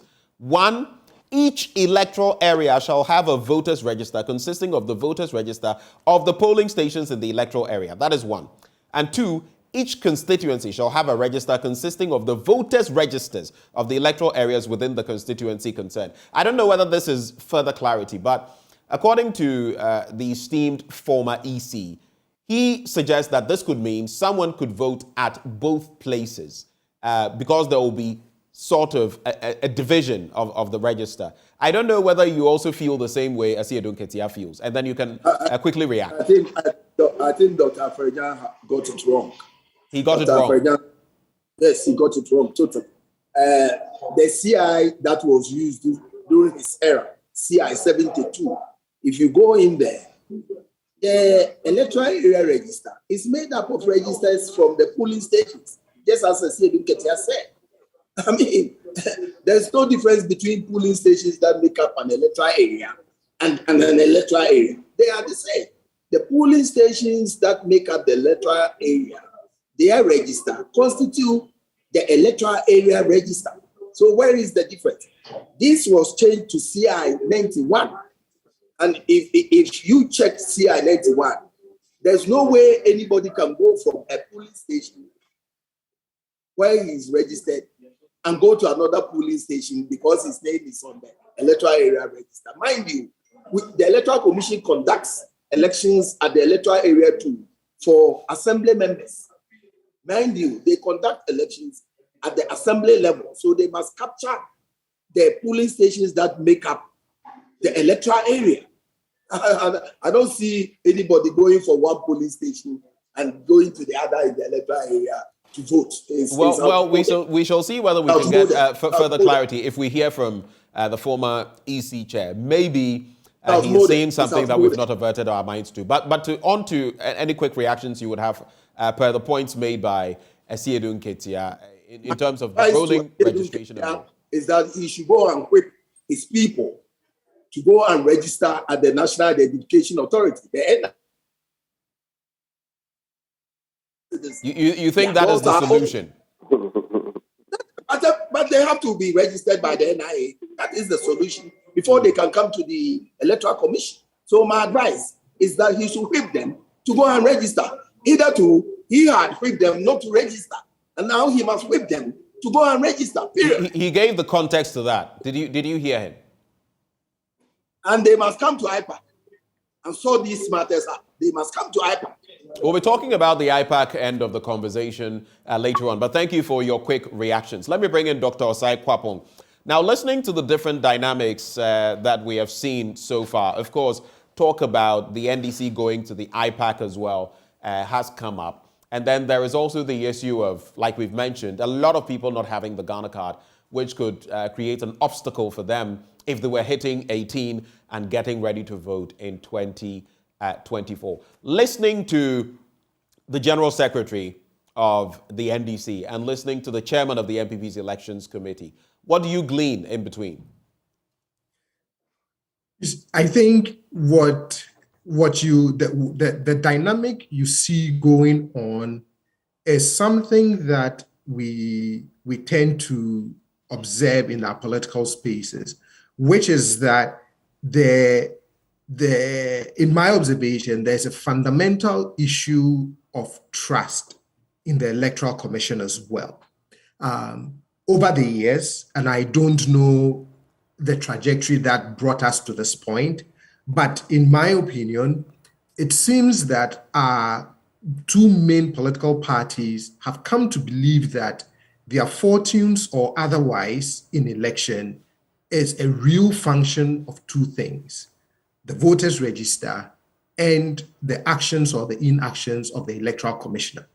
And so as we go into every election, we have these conversations, we have these quote unquote fights. We put in all of these mechanisms to guarantee the safety and the integrity of the voters register. And then we have all of these questions, concerns, conversations about the electoral commissioner, and particularly who at that time is the chair of the electoral commission. So you see some of those dynamics. At play.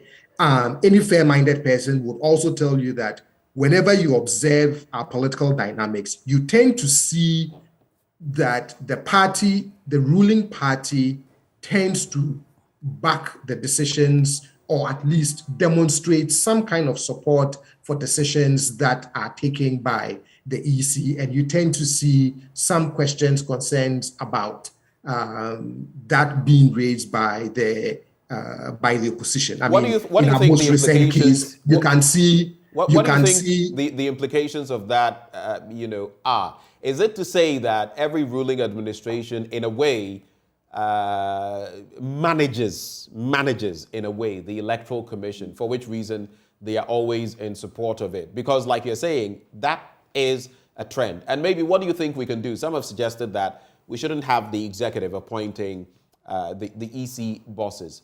How can we change this? Honestly, I just don't know how you can change this. Besides, for me, one of the key things, right, is how do you continue to find ways to build trust among contending parties over something as critical as an election? And for me, the impetus is on, and the burden is on the Electoral Commission as an institution to do that. If you look at the Afrobarometer survey, you do see a decline in trust in the EC.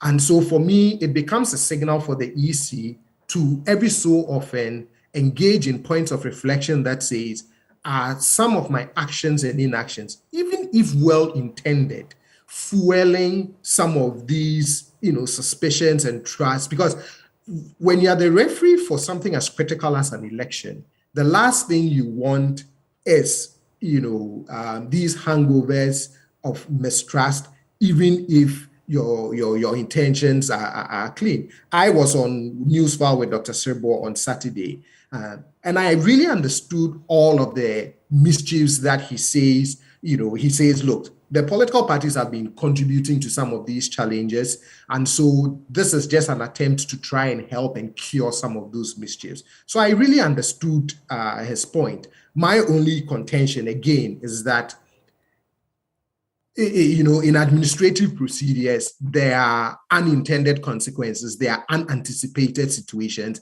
And so I don't like very strict jacket things that says X and that is it.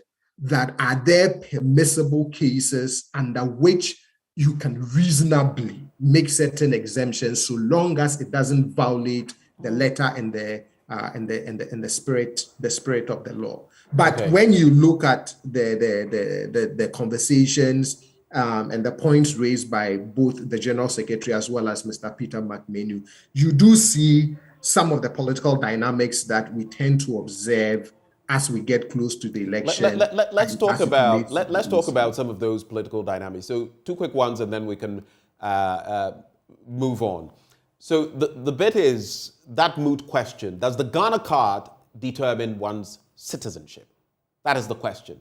And legally speaking, by virtue of having a Ghana card, I mean, it's not a document that determines your citizenship. That is a question that has been raised. But on the same tangent you were on before I came through with this, would you find it then problematic that the Vice President touts the Ghana card and how it could be used in election 2024 or moving forward, and then the Electoral Commission, not too long after, comes up with this project and this CI and all of that?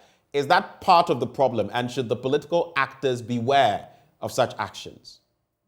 Yes, it's again, I mean, a national identification system, nobody, at least I would hope that nobody would argue that it's not a good thing to have.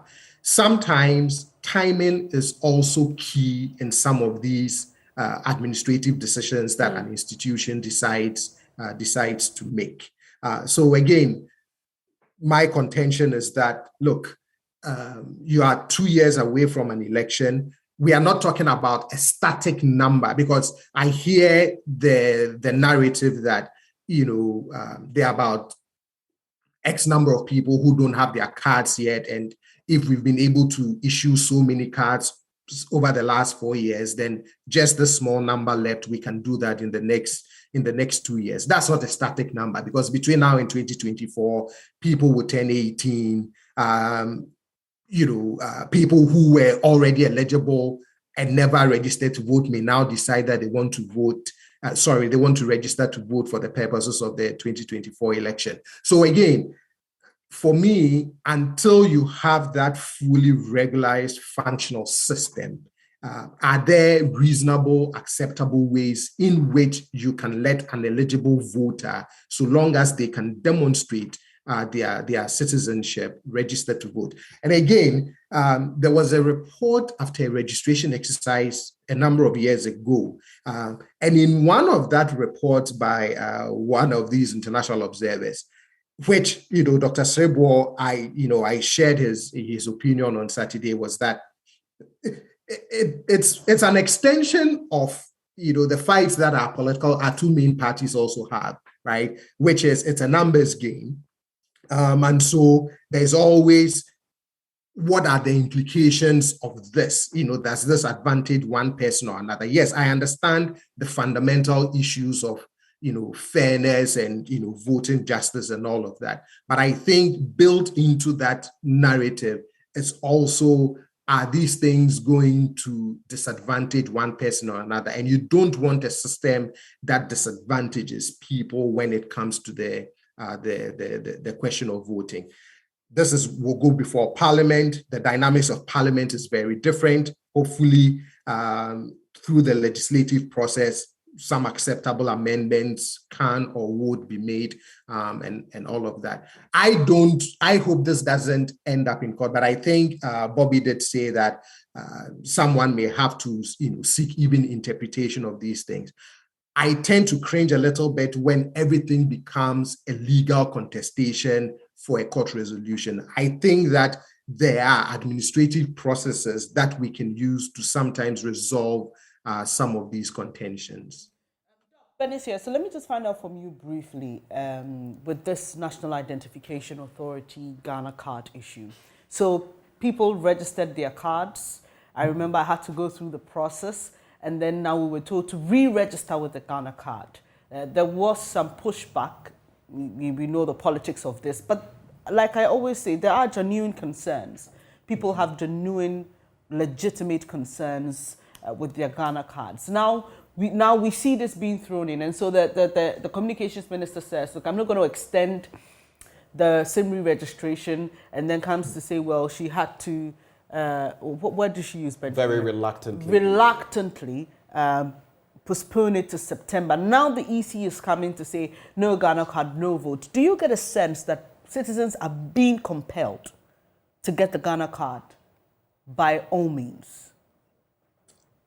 I think that when you're trying to put in a system in which you believe strongly in the virtues of that new system, you have to find ways to structure behavior that allows people to become part of the system that has long-term positive implications for our development. So I can see some of that happening, right? Even now with financial transactions, I understand that, the banks want you to link your Ghana card to. So those are ways in which you structure behavior to ensure that everybody becomes part. So there's some intentionality about that. The question is, in being intentional and ensuring that everybody becomes part of this long-term plan and good system that we're trying to put in place, what are also some of the possible negative consequences for important exercises like voter registration and one's ability to be able to register and vote. And I think that's where we ought to thread a little more, carefully in terms of the timing and the quote unquote rush to get there. Very quickly, so you feel there's a rush? Just give me a yes or no answer. Yes. Okay, all right. Let me get to Bobby Banson as well. So listening to the different dynamics that are at play, is there any way we can go about this without, triggering, like I suggested earlier, legal tussles that could mar the entire enterprise? Because looking at the CI and what it is calling for, it would mean that anyone else turning 18 coming through the system would have to use the Ghana card, and then would basically be questioning citizenship or determining it with the Ghana card. Civil society is saying that is not the way to go. What do you see? What is your reading of the situation? Well, I think that, like we've always had in the past, we should have an alternate means of confirming whether the person is 18 years, whether the person is a Ghanaian, whether the person is of sound mind. Where alternate means would be what? At a point we cancelled use of the health insurance card. It was taken off, but now we have others that we could use. So which alternative means are you referring to? We have the passport. Mm-hmm. I have always argued that it's I cringe when the Electoral Commission makes the submission that the passport is not a credible source of confirming the identity or otherwise of a Ghanaian. Outside the shores of Ghana, as we have it now, the only accepted means of identifying a Ghanaian is the passport. So if we say that to the rest of the world, the passport is the surest means of identifying the age, confirming the age or the citizenship of a Ghanaian, but within the shores of Ghana, we will not accept that as the most credible source, then it's very inconsistent for me. So yes, I appreciate the fact that the National Identification Authority Act recognizes the National Identification Authority to eventually be the base or the primary source of identification of every citizen, and even non-citizens who are permanently resident in Ghana. But there is a reason why the National Identification Act in itself did not give a timeline. The enabling act of the National Identification Act in itself, authority itself, does not give a timeline within which every person should do that, because they understand it's a rolling process. And then to be able to get that National Identification Authority card itself, there are other means of confirming whether you're a Ghanaian or whether you are, above 18 years, whatever the criteria should be. So I believe that the Electoral Commission should, in consultation with the relevant stakeholders, be able to come up with a means to ensure that in discharging their constitutional mandate under Article 51 of the 1992 Constitution, they do not disenfranchise any person who is entitled to vote under Article 41. My point has always been that under Article 41 is without exception, that a person, a Ghanaian who is 18 years and above and of sound mind, shall be entitled to vote. Right. Nobody can take it away from you. The Article 51 that Chairman McMenu made reference to is the means by which the Electoral Commission should realize or should help persons who already qualify. They already qualify by virtue of Article 41 to vote. So you cannot now use the subsidiary legislation to either frustrate or make it more difficult for people to exercise their constitutional franchise under Article 41. So I understand the aim of the Electoral Commission to ensure that we have a very credible voters register. But then in doing that, I believe that they should be able to engage all the stakeholders to ensure that they do not end up disenfranchising certain people. And this is where it comes back to me, to parliamentarians. The CI, per the Constitution, becomes law within 21 days if it is not objected to by members of parliament. Right. I think the threshold is 2/3, 2/3 of the members of parliament. And so the members of parliament who or who represents the constituents, including myself, including Dr. Akakpo, including Chairman Makmenu, who may not have, or whose constituents may have communicated their misgivings, their difficulties, should be able to raise these on the floor of Parliament and ensure that the CI just do not come out and later they will go on various political platforms to then criticize it when they had the opportunity to do so in Parliament and they did not. So as civil society or as ordinary Ghanaians may say what we want to say, our opinion, but at the end of the day, the CI would become law as far as or as long as the parliamentarians allow it. All right. So they listen to their constituents and then be able to raise the necessary objections, make the necessary amendments to the CI, which would be late if it's late in its current term. And then we will see how, at the end of the day, we all have a credible voters register that would be devoid of any suspicion or any means of disenfranchising people who otherwise qualify to vote under Article 41. Okay, 2 quick points from my end, very briefly, just to wrap from my end of the conversation. The first has to do with the Electoral Commission also talking in recent times. We heard Dr. Bosman Asari, a deputy EC, talking about the fact that maybe even we should be contemplating, in a country of some 30-odd million people, we have, what, over 20 political parties at play, and that maybe we need much less. There are requirements the parties are not meeting at the district level and all of that. And he talks about challenges even the EC has in terms of enforcing what ought to be. Because guess what? If each party has to, in the over 260 districts, needs a party office, and even is costing them 5,000 cedis a year, let's assume that.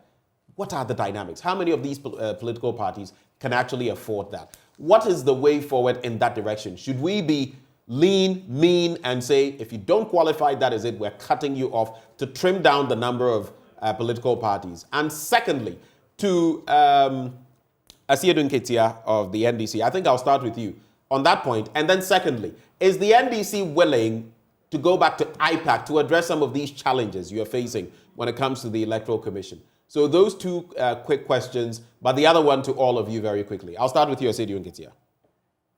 Thank you very much. You ask yourself, what is the purpose of IPAC? The point we have made and continue to make is that IPAC was established for a purpose. So if the Electoral Commission deviates from that purpose, then IPAC has no use. In fact, in this current debate that is raging, everybody who has been at IPAC, apart from MPP, all the other parties have come to speak against the sole use of the Ghana card as a breeder document for registration. Then you ask yourself, were all these people at IPAC? And if majority of them says that the thing is no good, how come that the product comes out as the product of IPAC celebration? It tells you that nothing happens at IPAC beyond Electoral Commission coming to declare to you that this is what we have done. So IPAC has ceased to be a consultative forum. It has ceased to be a forum where consensus is built. But Mr. Nketia, you would admit that while this convention... If I can land on this particular... No, I just have to make this point. We have raised this issue. I have to make this point, Asiedun Nketia. I'm sorry to come in. The point is that while this conventional body, the IPAC, starting all the way from the early 90s, has been enforced, the Electoral Commission is not mandated to go by what the IPAC says. Correct me if I'm wrong. In the past, Electoral Commission has used IPAC as a body for consensus building. You understand how consensus is arrived at. It's not by law, but it's consensus building. When you go and argue things out and good reason prevails that the people want this, you don't go and insist that I still insist on my powers to implement the opposite. If you begin doing that, then it means that the IPAC has lost its significance. Okay. So that is the point. So how come, if it is for consensus building, and majority of all the parties that were at IPAC, take NDC out, those who were at IPAC, everybody has come to speak against this position. So is it the case that those parties kept quiet at IPAC and then now come out to say a different thing, or that they ventilated these views and majority of them felt that you could not use the Ghana card alone, and yet Electoral Commission insisted on using the Ghana card? If that is the case, so what was the use of the IPAC? Okay. And we have made this point, and bodies like the National Peace Council has engaged us. We have explained our position very clearly, put forward our proposals for electoral reform, which has been accepted by Peace Council, and we have been assured that they are going to engage Electoral Commission over these issues so that we can pave the way of solving the problem so all of us can go back to IPAC, and IPAC will function the way it has been functioning. Go and ask the chairman of the Peace Council. For more than 7 months now, Electoral Commission has not given them audience to even go and discuss anything. Besides that, civil society organizations have come up, engaged us. I mean, the leading ones are, I think, IDEC, CDD, and co. They have engaged us that, look, this stalemate is not healthy for our democracy. We want to do something about it. We put our cards on the table. And they say, well, very well, we are going to engage the other side. Electoral Commission has refused to engage them, even granting them audience. So you should know why the problem exists. It is not existing because of NDC's refusal to attend IPAC. It is because of a position taken by Electoral Commission. And that is why I am even surprised that these civil society organizations are not speaking out to put this problem in context. They are not letting the average Ghanaians know the obstinate position that is being taken by Electoral Commission. And they keep on blaming NDC. Mr. Seydou Nketia, so I think your point is made. Just to wrap the conversation, let me just give a bite to Peter McMahon as well so we can go, just to hear his side. Mr. McMahon, over to you in about a minute, please. We've run out of time. Hello, Mr. McMahon. Seydou Nketia conferred on me the Electoral Commission of Ghana, and I dutifully accept it, except that he doesn't have the mandate to give that position to me. And as the lawyers will say, nemo dat quad non habet. He doesn't have the power to confer Electoral Commission on me. And he must be mindful that we want the best for our country by all standards. Electoral Commission, national intelligence, our fight over terrorism, etc. So I'm amazed that on one stand, he will whip his members not to go in for national identification. Then on another, he's urging the Electoral Commission to accept or not to accept the national identification as a form of identifying voters. Nevertheless, this is only a continuous registration. And this has been there in the books of the Electoral Commission since Dr. Afarijan. Continuous registration has been with us. But the methodology is what is being looked at. And if we are in an era where digital and identity crisis all over the world has become an issue, we must focus on that. We should not be asking people to go and guarantee as they wish it to be done. That is a matter that has been dealt with the introduction and heavy patronage of the National Identification Authority process. So they should go and urge their people to go and register with the national identification and then come to the Electoral Commission for their continuous voter cards. Finally from me, Mr. McMahon, I'm on the EC's website and I'm going through the steps one needs to take in order to register. The first step is that you need to have a valid national ID. One is the national identification card, and two is the passport.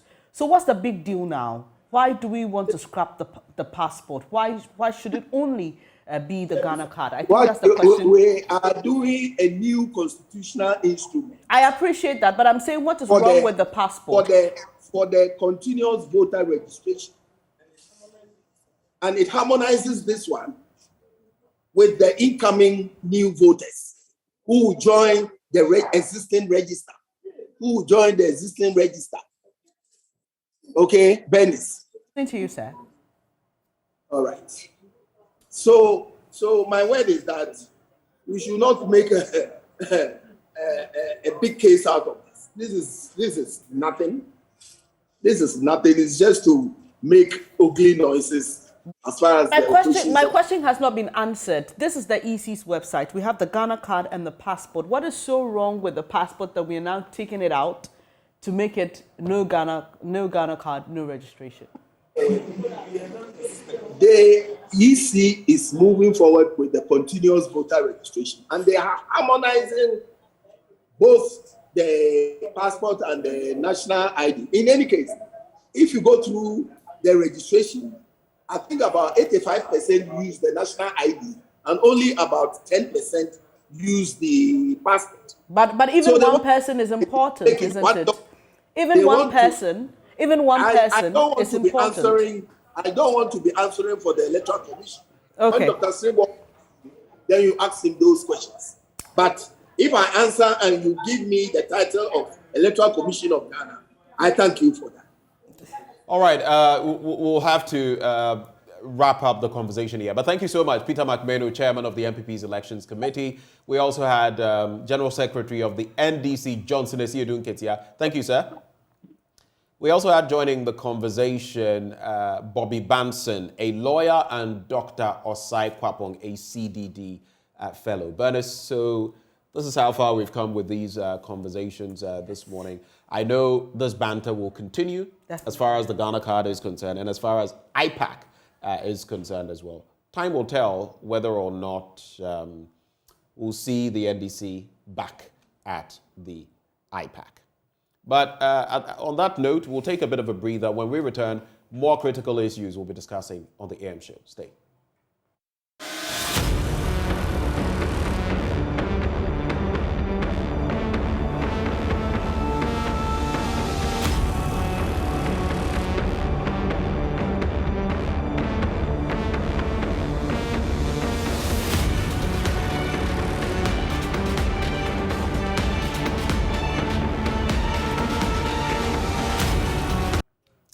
Welcome back on board, and Bernice, we're going to be contemplating our economy, especially in light of the recent ratings downgrade one more time by Standard and Poor's. You know, we've been talking about Fitch here, Standard and Poor's there, Moody's there, and it appears things are moving from bad to worse because there's been a decline, and now we see the B- rating coming down to a CCC plus with a negative outlook.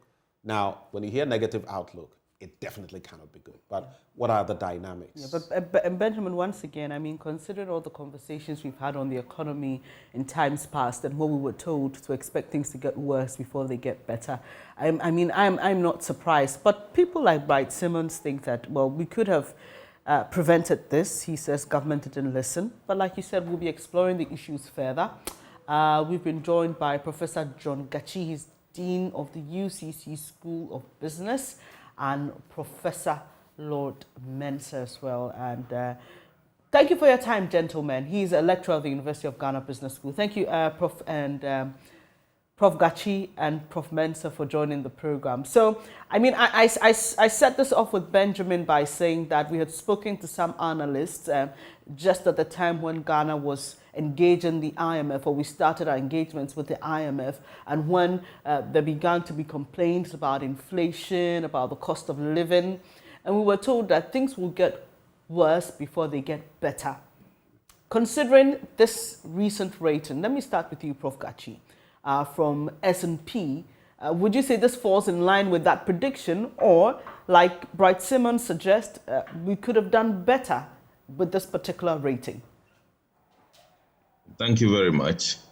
Well, that statement that things will get worse before they get better is a general statement that anybody could make at any time. But we take that statement seriously if it is backed by what should be done in order to start reaping good results from whatever is being done. As it is not, you realize that what should be done is not very, very cogent. The policy framework is not respected, especially when you engage the IMF and it's not moving smoothly.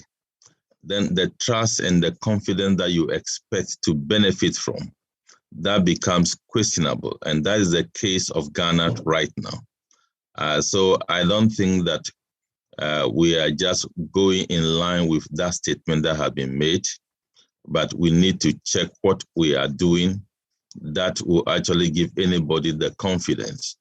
And that is what is lacking.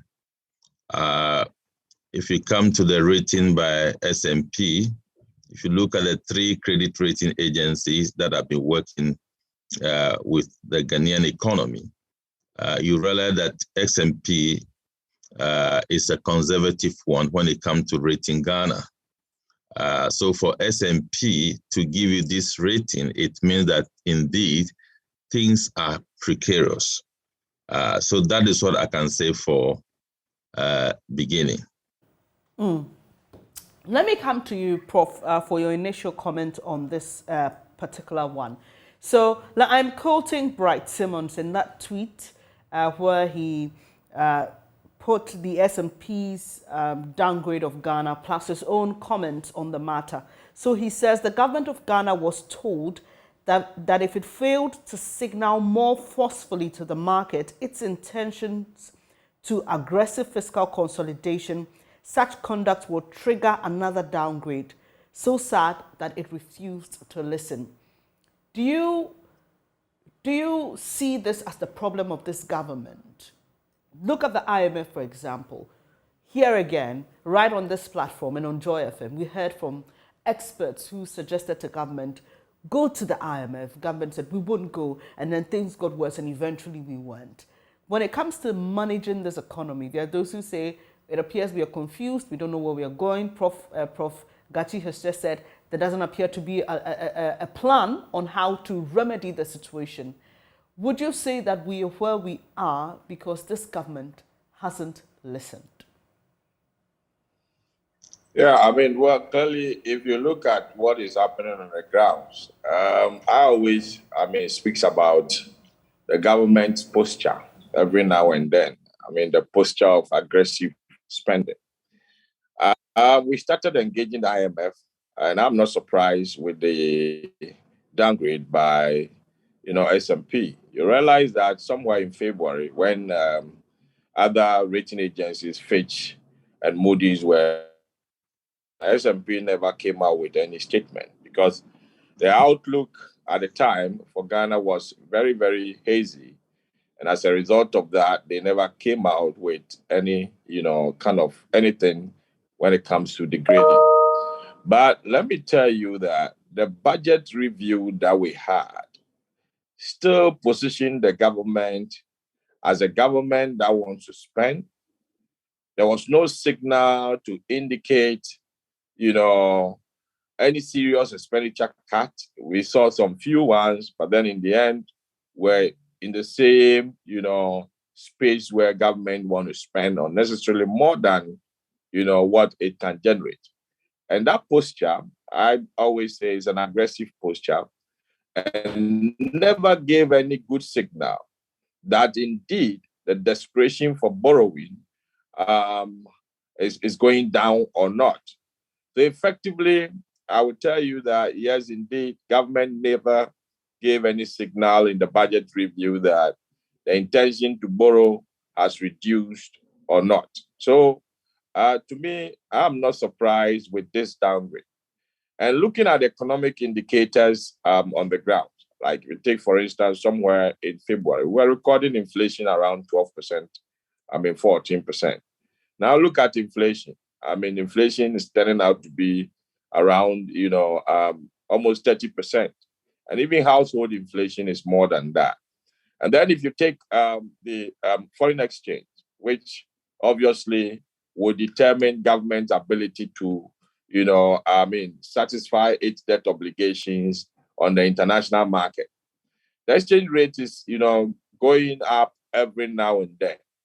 And all these are signals that tells you that government's ability to pay its debt going forward will be, difficult. And so the downgrade.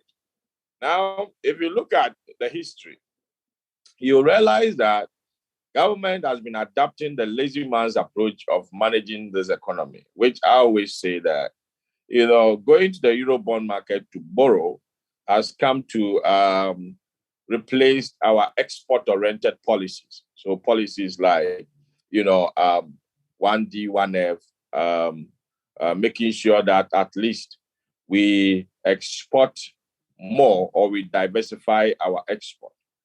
Again, making sure that looking at our import portfolios, we reduce our import portfolios in all being policies that is going to save the cedi or the exchange rate between the Ghana cedi and then and because of the Eurobond market, we have, reduced our ability to generate on our own. And as a result of that, has brought us this far. So I always say that the Eurobond came to, make our economic managers lazy, in managing the economy, because it is hard to roll out policies and making sure that you see through to the policies and the policies will make impact in the end. But that has not been the case. We roll out policies, we don't see to the end. We are happy, to quantify how much we have spent. And then we are lazy also to talk about how much, what the impact of that expenditure is making on the economy. So as a result of that, we should have anticipated this downgrade. Of course, it's a transition. If you look at the ratings, either you transition up or you transition down. And looking at the numbers from the last time Moody's and Fitch, graded this country to B-, we've not seen any improvement in our economic indicators. And by so doing, I wasn't surprised to see this triple C plus, downgrade. But then this triple C downgrade is just telling you that we are just one step away from a default. And so we have to do our assignment well. Other than that, the next time we'll go to triple C minus. But it all boils down to the government. Government gave us, a verbal signal before engaging the IMF, which I was expecting it to reflect in the, in the, what we call it, in the media budget review. But we didn't see that. We saw we had government talking about fiscal measures to the extent of cutting down, government appointees to some level, their salaries by 30% and all those, their allowances by 30% and all those. We were thinking this will build up further into the mid-year budget review, but I did not see anything of that sort. Right.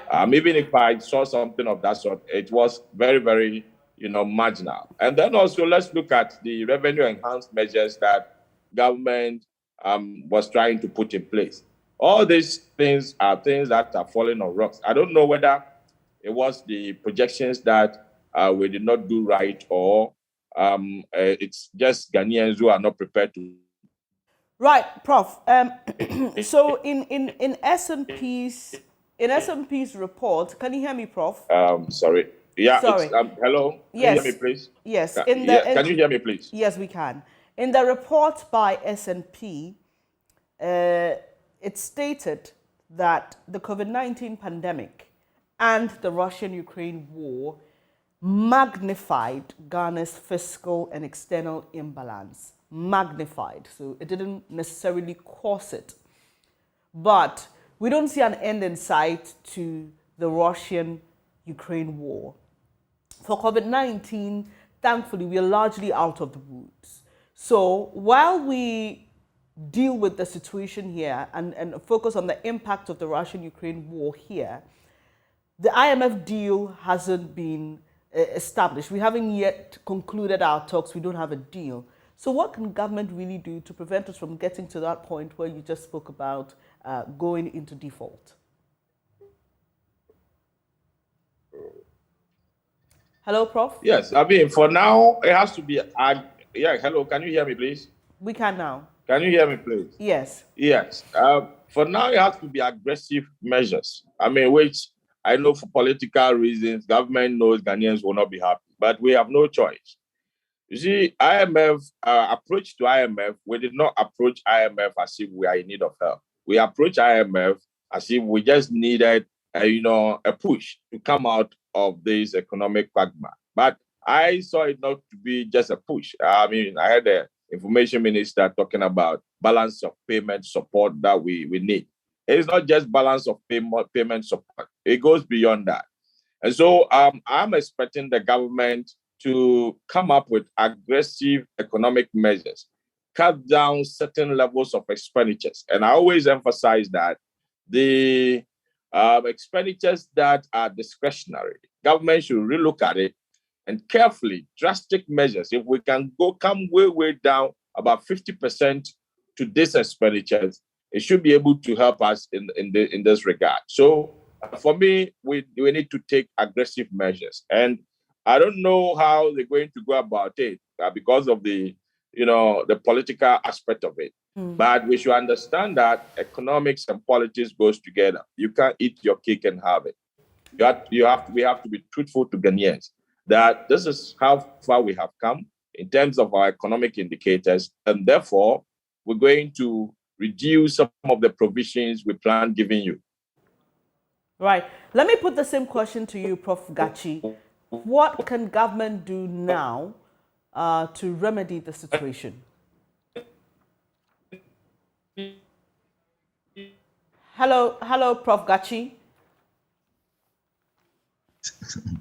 Yeah, I think I'm on now. Yes, you are. Let's hear your response, please. Yeah, I think the first thing that the government should do is to portray that we are really in difficulties. When you listen to government, for instance, the 111 hospitals that. I think there's a mix-up. I think we lost Prof. Mensah, so he's back. So he's not aware you're answering a question. Prof. Mensah, if you can hear me, sorry, I think we lost you. Kindly hold on for me. Professor Gachi is responding to that same question that I posed to you. Prof. Gachi, please proceed with your response. Okay, thank you. I think the first thing that the government should do is to demonstrate to all of us that indeed we are in challenging times. The only time that the government seek to talk about the challenges we have is when they want to comfortably talk extensively about Ukraine-Russian effect on our economy and the COVID. See, if you keep on doing that, you are not assuring the market, you are not assuring those who are interested in your economy. It's as if you are saying because Ukraine is far away from you, it's a global factor. Therefore, you have nothing to do about it. And that posture is very bad. And that posture ought to change. And the utterances of government, we are cutting salt for this today, cutting salt for that today. When you are telling your people that we are in very difficult situation, and you know that most of the salt you are cutting, you don't have money to even start the work. But we continue to do that. So we are not expressing and demonstrating to the people that we are indeed in trouble. And that, I believe, when we do that, then we'll be able to focus on real cost-cutting measures and then focus on the revenue generation that we need to foster a faster process of coming out of this situation. A quick follow-up before my colleague Ben comes in, Prof. So you've spoken about cost-cutting measures. Some have suggested the government should look again into the free senior high school program, which takes quite a lot of our annual budget, funding. So the president says, IMF bailout, my free SHS untouchable. We know what's happening with the free senior high school program, even when it comes to feeding. Suppliers are old, students are not having enough nutritious meals a day. There are clearly challenges, and some have suggested, look, I think it may be they think it may be time for a review. But the president says no, he's standing by his initial stance that we aren't going to touch the free senior high school program. Once again, what does this posture communicate in terms of cost-cutting measures, and what alternatives can we look at? See, that posture communicates that government is not paying serious attention to the trouble in which we find ourselves. Here is government who touted that they will not go to IMF.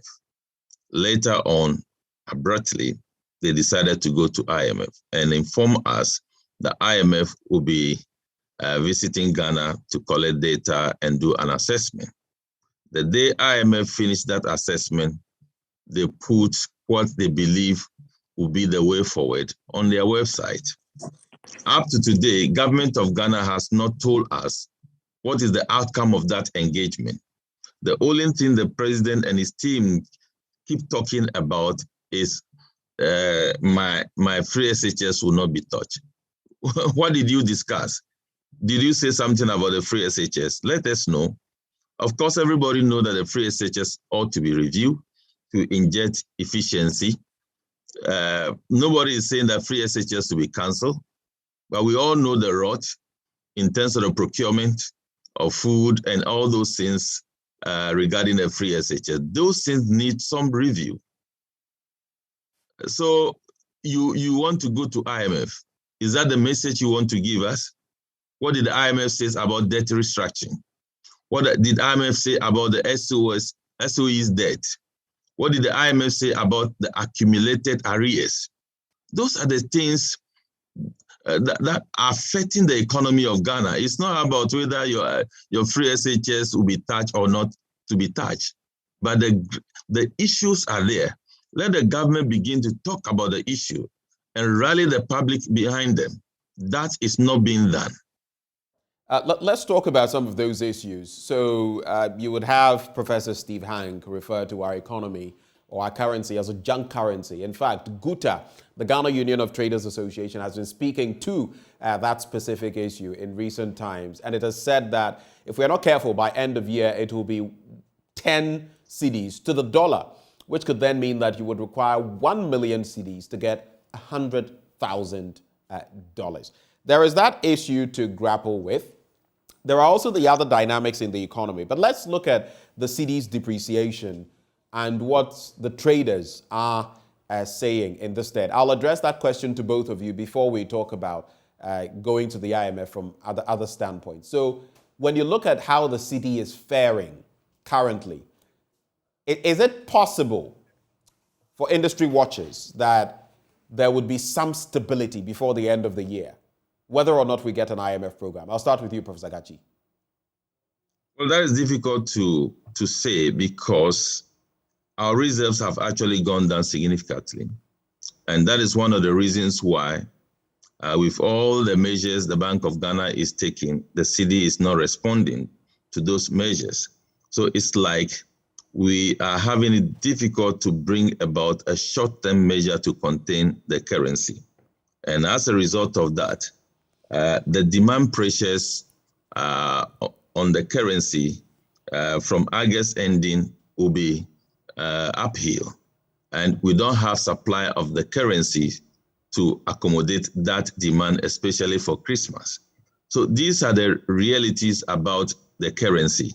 We have actually depleted our reserves significantly, and that we are not able to supply foreign currencies to meet the demand that is starting seriously now. So what is your outlook, essentially? What is your outlook as far as the cedi is concerned? Outlook is that we may continue to be experiencing depreciation. As to whether it will be erratic, I cannot tell. But we are sure going to continue with the the level of depreciation going up, trying to level up with about 10 cedis, because that 9 cedis plus is Bank of Ghana's, I'll call it a benchmark rate of the currency. When you go to the real market where majority of the people take their dollars and their foreign currency, it is not the same price. So it will continue like that because we don't have solution to the depleting reserve as we are observing. Is it a possibility to cross even 10 cities, the 10 city mark? Is it a possibility? Just give me a simple answer to that. I am very clear in my mind that the city will continue to depreciate. As You're very whether clear. to get to 10, yes. As to whether it to get to 10 cities by the close of the year, I don't have the ability to indicate. Professor Mensah, what's your take on this? Well, it's clear on the grounds. I mean, how do you get dollars into the country? Either you export or, you go and borrow. And possibly using the cocoa syndicated loan as one of the ways of getting dollars into the country. Clearly, it tells you that all our possibilities of getting dollars has been, dwindling. Sorry. The Eurobond market is shut for us because when we go there, we're going to borrow as a junk country, almost junk country or default country, which the rate, will be very high on us. We've depleted our buffer. If you look at the cocoa yields, it has not been as expected. So therefore, even if we're going to borrow, we cannot borrow the quantums that we used to borrow. So effectively, all the odds are against us. Giving us the signal that as for the city, it's likely to go in a direction, unless, the IMF engagement happens and gives us some confidence, it gives some confidence in the economy. Otherwise, we'll end up, having the city, following the trajectory that it finds itself. But let me tell you that, the trajectory that the city is going now is devoid of the seasonal, aspect of within the year that we have. We know very well that when it's getting to, Christmas, there's pressure on demand for the dollar. So as a result of that, we should anticipate, so now it's the dynamics. It has to do with, the possibility of not being able to access the international market, also having our buffers depleted.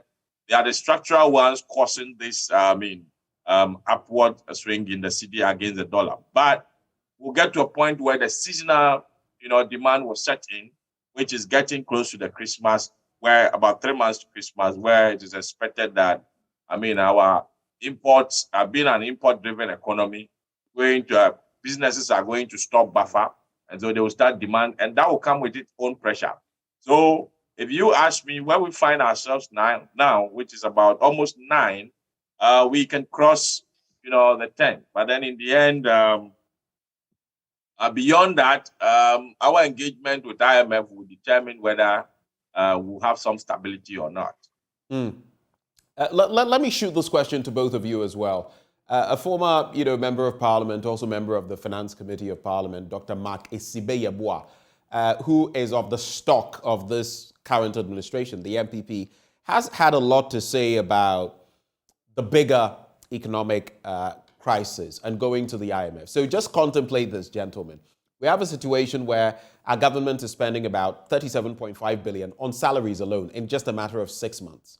We know about the S&P downgrade. We know about the situation to do with our cedi. We know about the fact that in terms of the risk of default, according to Bloomberg, we're only second to El Salvador in the entire world. Now, when you look at that mix, Dr. Mark Esibe-Yeboah says we are on the very precipice and that action must be taken soon on the back of the latest Standard & Poor's downgrade. This is what he says, just to quote him. I want to know whether you agree. I'll stay with you, Professor Mensah. So, Dr. Mark Esibe-Yeboah says S&P's credit downgrade of Ghana has come at a very critical time. Their decision largely reflects our worsening fiscal and external balance sheets. Our debt crisis could degenerate into a bigger economic crisis if help does not come our way quickly.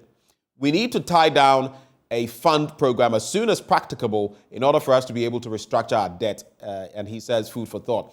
Again, he says our debt crisis could degenerate into a bigger crisis. So it's basically a repetition of that. But do you agree with him? Because we've been told that we may not necessarily have to wait till the first quarter of 2023. But how quickly do we need the IMF to come through for us? I think it's very, very urgent. You know, if you look at the triple C plus, we are just one step away from default. And, you know, the rating says triple C plus with a negative outlook. That tells you that we can easily jump into the default in our next, you know, rating if care is not taken, you know, because all the indicators on the ground are not favorable. They're not favorable.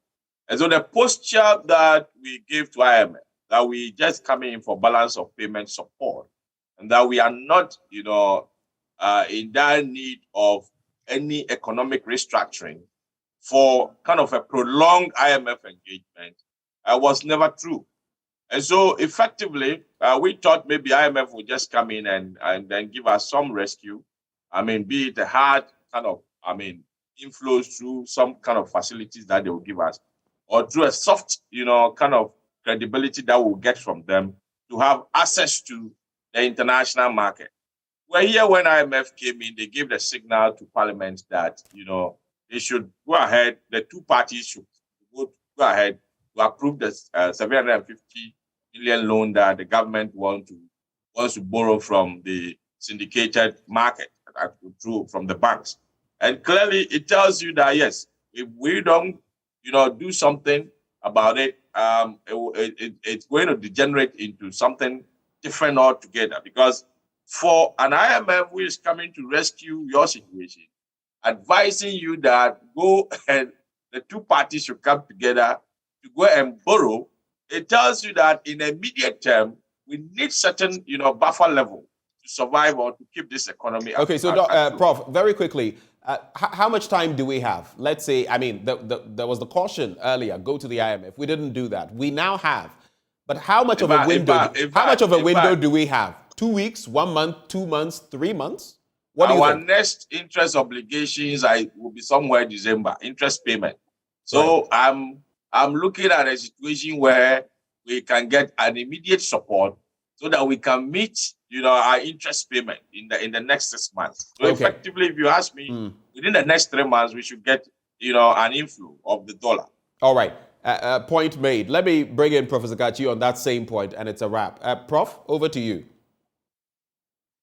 Well, I think the slow pace of engagement with the IMF is by itself a risk to Ghana now, because many bilateral partners, multilateral partners were thinking that quicker engagement with the IMF in a progressive manner will give them direction as to whether they should come on board to support Ghana.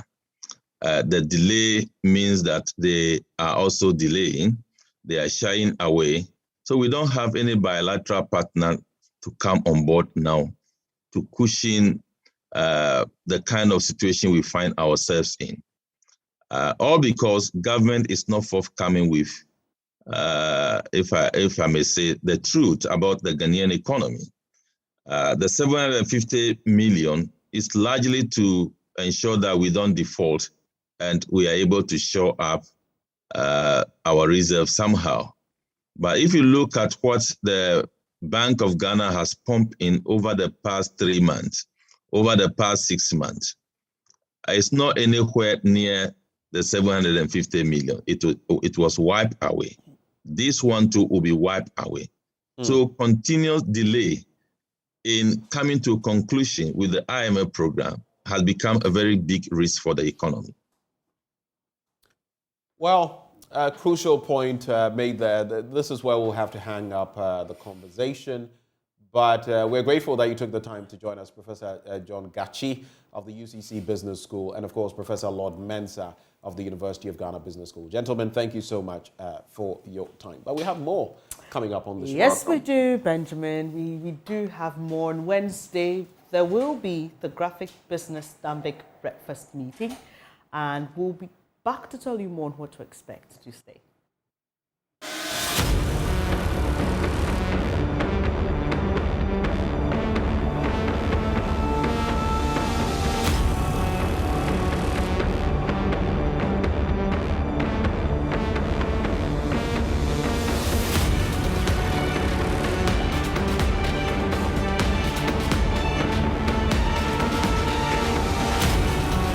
Hello, it's still the AM show. Thank you so much for holding on and staying with us. It's now time to have that conversation about the Graphic Business Stanbic Breakfast Meeting. And I've got Kojo Labi. He is Manager Communications, Stanbic Bank. And there's Charles Benoni Okain, Acting Editor of Graphic Business. Thank you, gentlemen, for joining us. And it's good to have you here once again. The last time I hosted you, it was about the same meeting, which was focusing on the subject of unemployment. Mr. Labi is looking at me that way for a reason. But tell us the fallout from that engagement. What were the solutions? Because it was a solution-oriented meeting. What were the solutions that came up? Ideally, for graphic business, we always want to set the business agenda. Unemployment has been a talk that on everybody's lips because of the magnitude of the problem. So we assembled the experts to share some ideas. I knew some of the ideas that they shared were things that were known already, but they use our platform to re-emphasize it. And one of the key, or the two key sectors that came up were the agri sector and the industrial sector. That if government pays a lot more attention to it, then there will be some, I've heard the government talk about, some reforms for, the planting for food and jobs. It's been implemented over time. It is time to review it and see, it is not to scrap it. It's a very perfect thing, but to review it and then see what gaps, which areas can be fixed, so that the monies that go in there, we can see the tangibles, the realities to create the employment opportunities for our youth. Right, let me come to you, Mr. Labi. So after unemployment, what's the next issue the meeting wants to discuss? Well, thank you very much. Just before going into the studio, I heard your colleague discussing a very interesting topic, which dovetails into exactly what we are talking about.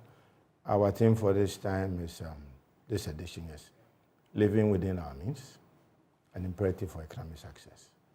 I guess it's self-explanatory. The last time I checked, if your salary is $100,000 and you do things within the $100,000, most things will be comfortable for you. I like the sound of that. Yes. $100,000. I knew you would prefer $100,000. I like the sound of that. The Bank of Ghana will forgive me for doing that. So I guess what we're trying to say is that over the last 3 months or so, the discussion in Ghana have all centered around either our debt stock, spending pattern, or how practical some of our decisions have been. So this time, I think we're trying to go along those lines and have a conversation about what we need to do. I don't think we don't know what the answers are, but maybe the focus is this time what we want to look at. So once again, the big question is what we hope to achieve with this. So I've seen a list of very qualified people to speak on this. Permit me to ask why there's no government rep. Just permit me. I mean, I can see Venture Capital Trust Fund, Director of Research, IEA, CEO Redmond Resources Limited. Is it the nature of the conversation? You're looking for solutions, and so you just want government to do the listening and not the talking. Is that it? Yeah, this whole thing is premised on, as a prelude to the 2023 budget. The government opens up to the public to make an input into the budget. Like I said, we setting the business agenda has created this platform to assemble these key speakers, to share some ideas that, government will listen and, factor it into the 2023 budget. That's why we assembled not somebody or people from the political side. To do the normal rhetoric, yes, yeah. Yes. You want to give them some input, so they have to sit back and listen. At the appropriate time, we can bring them to tell us, what the impact has been so far. So we shared, if you don't mind, I can share some of the perspectives you are looking at this time. Please go ahead. The first one is discipline to live within our means as a country and implications for external borrowing, the drawbacks and the way forward.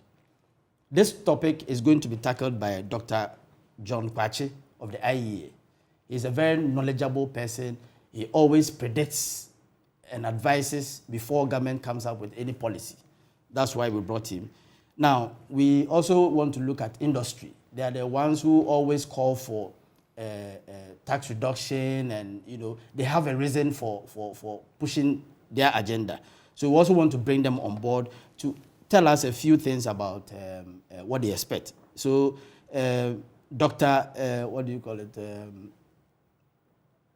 I've forgotten this. Humphrey? Dr. Humphrey Ayim Dake will speak on achieving self-sufficiency, role of the private sector.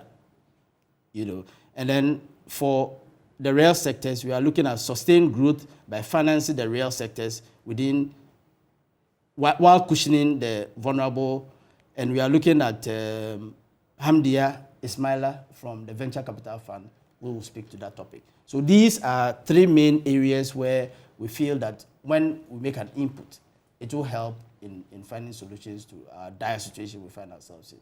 We just seen what Standard & Poor's has done to us. It's a very dire situation, and I think we need to rally around the flag, and then we all find solutions to the country's problems. I must say, this is a timely conversation. So where are we having it, and how can our viewers be part of it? Abu-Baidoo Beach Hotel on Wednesday, August 10, from 8 o'clock. 10, we are done. Okay, so it will be live here on the JoyNews channel. If you're wondering, if you don't live anywhere close, or if you're not invited and you're wondering how you can be part of it, it'll be live here on this channel from 8 to 10 a.m. And it's also open for input. I think that the bit on interactivity has been heightened a bit, right? The last time I saw that, yeah. So just let us know how we can be part. You can join on the graphic social handle, and then the same with the Stamic handle. Okay. And I guess for those who are tuning in to Joy, you are on with us. Yes. You got to be part of it. Yes. You ask why government is not on board us in the panel. It's not deliberate action ignoring government, but the idea is that they do it. You want to influence policy. The guy coming to influence policy is not the one who needs to talk. There are particular conversations that we may have that would involve government.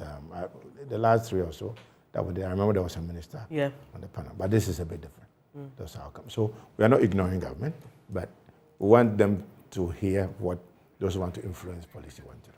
That's why. And just to add to that, this is something we're going to present the findings to the government to help with the 2023 budget preparation. So we urge all those who will be watching, if they have some ideas, they can send it to us through the social media handles, and we'll incorporate them into the outcome. So you include that in your comment section. I've been speaking to Kojolabi, he's manager of communications at Stanbic Bank, and Charles Benoni Okine, he's acting editor of Graphic Business, and it's about this Wednesday's edition of the Graphic Business Stanbic Breakfast Meeting, and it's focusing on living within our means as a country. It's one you don't want to miss, and it will be live here on the JoyNews channel. Well, moving on, our investigations have uncovered how politically connected individuals in the smuggling cartel in the Central and Volta regions hoard and resell premixed fuel to fishermen at exorbitant prices. Premixed fuel is supposed to be sold to fishermen a little over 7 cedis per litre, but it's been sold at 20 cedis for a litre. 3 years ago, Vice President Dr. Bawumia promised to digitize the distribution of government-subsidized premixed fuel to rid the supply chain of middlemen who mostly hoard the product and sell it at exorbitant prices to fishermen. Well, our investigations show that politicization of the newly constituted Premixed Committee is compounding the plight of fisherfolk at the country's London beaches. Watch this. In 2019, JoyNews investigated the underhand dealings of a cartel hoarding and trading premixed fuel at exorbitant prices. The investigations further revealed how the operations of the cartel also created a shortage of the commodity at the London beaches along the coast of Ghana.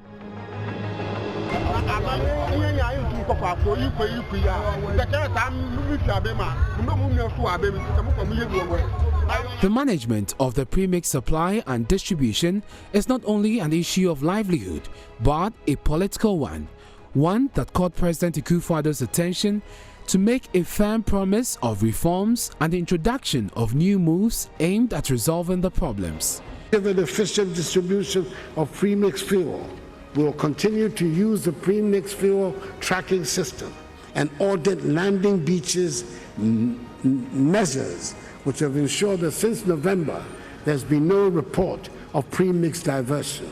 3 years ago, JoyNews investigations revealed that there were many middlemen aggressively buying, hoarding and selling premixed fuel.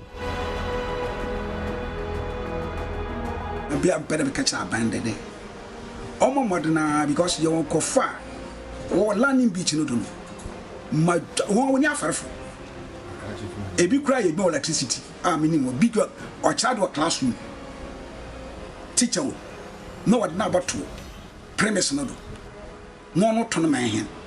No one is checking these cartels. There are more fishermen in need of premixed fuel. That is, the demand at the London beaches far exceeds supply. Secretary of the Premixed Committee in Commander, Charles Williamson, agrees. So whenever the tanker of fuel comes, people are starting struggling. You are struggling to get yours, others are struggling. And you can hear a lot of words about governance and so. I mean, you can hear all these words coming out. Why? Because the fuel is not coming enough for the fisheries. The canoes are more than the fuel that we receive. Vice President Dr. Mahamudu Bawumia 3 years ago promised to digitize the distribution of premix. Under this arrangement, no individual could buy premix without showing an ID card identifying him as a fisherman. This has only been piloted in the Greater Accra region. Today, the story is no different. At the Central, Western and Volta regions, unbridled hoarding by the cartel and politicization of the premixed fuel distribution goes on unabated. It's even worse with a nationwide shortage of premixed fuel.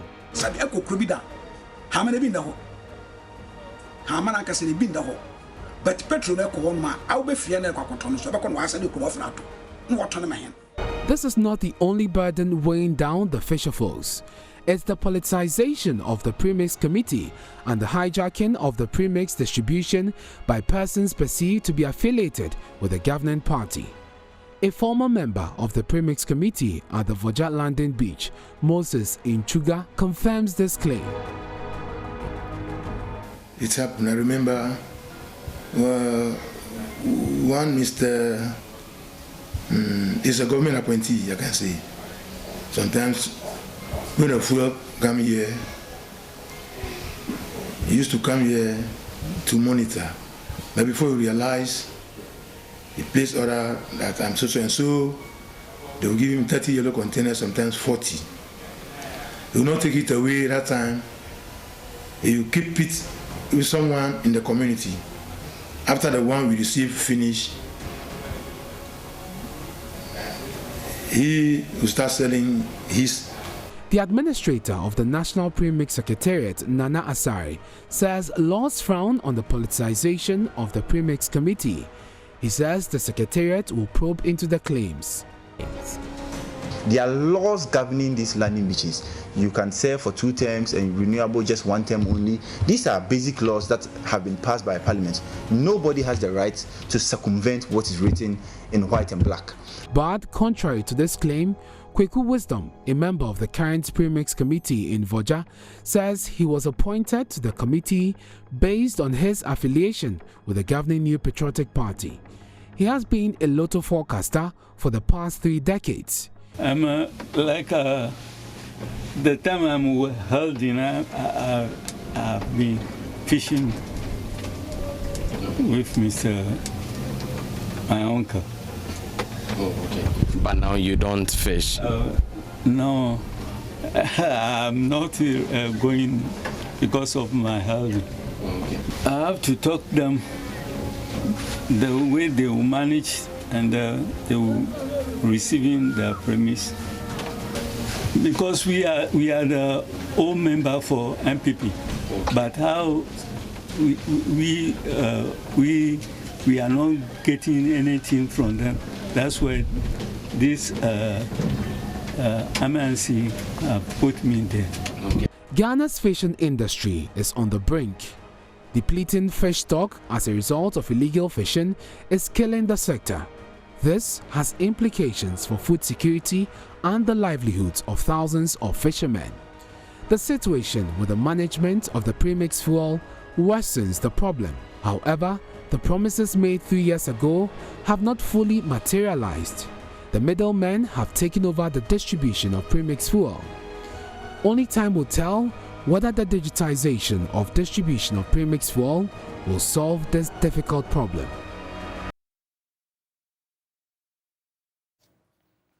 And that's our latest investigative piece on premixed fuel. Hello, how about treating your family to a summer holiday in South? You know, we've got everything you need in South Africa, the enjoyment, the excitement. So you just make your way this holiday, just go relax, enjoy the great beaches in South Africa, and you won't regret it. So it's almost time to wrap up the show, but I'll let you watch this. I'll drive safe tip for you, and Benjamin Akakpo has that.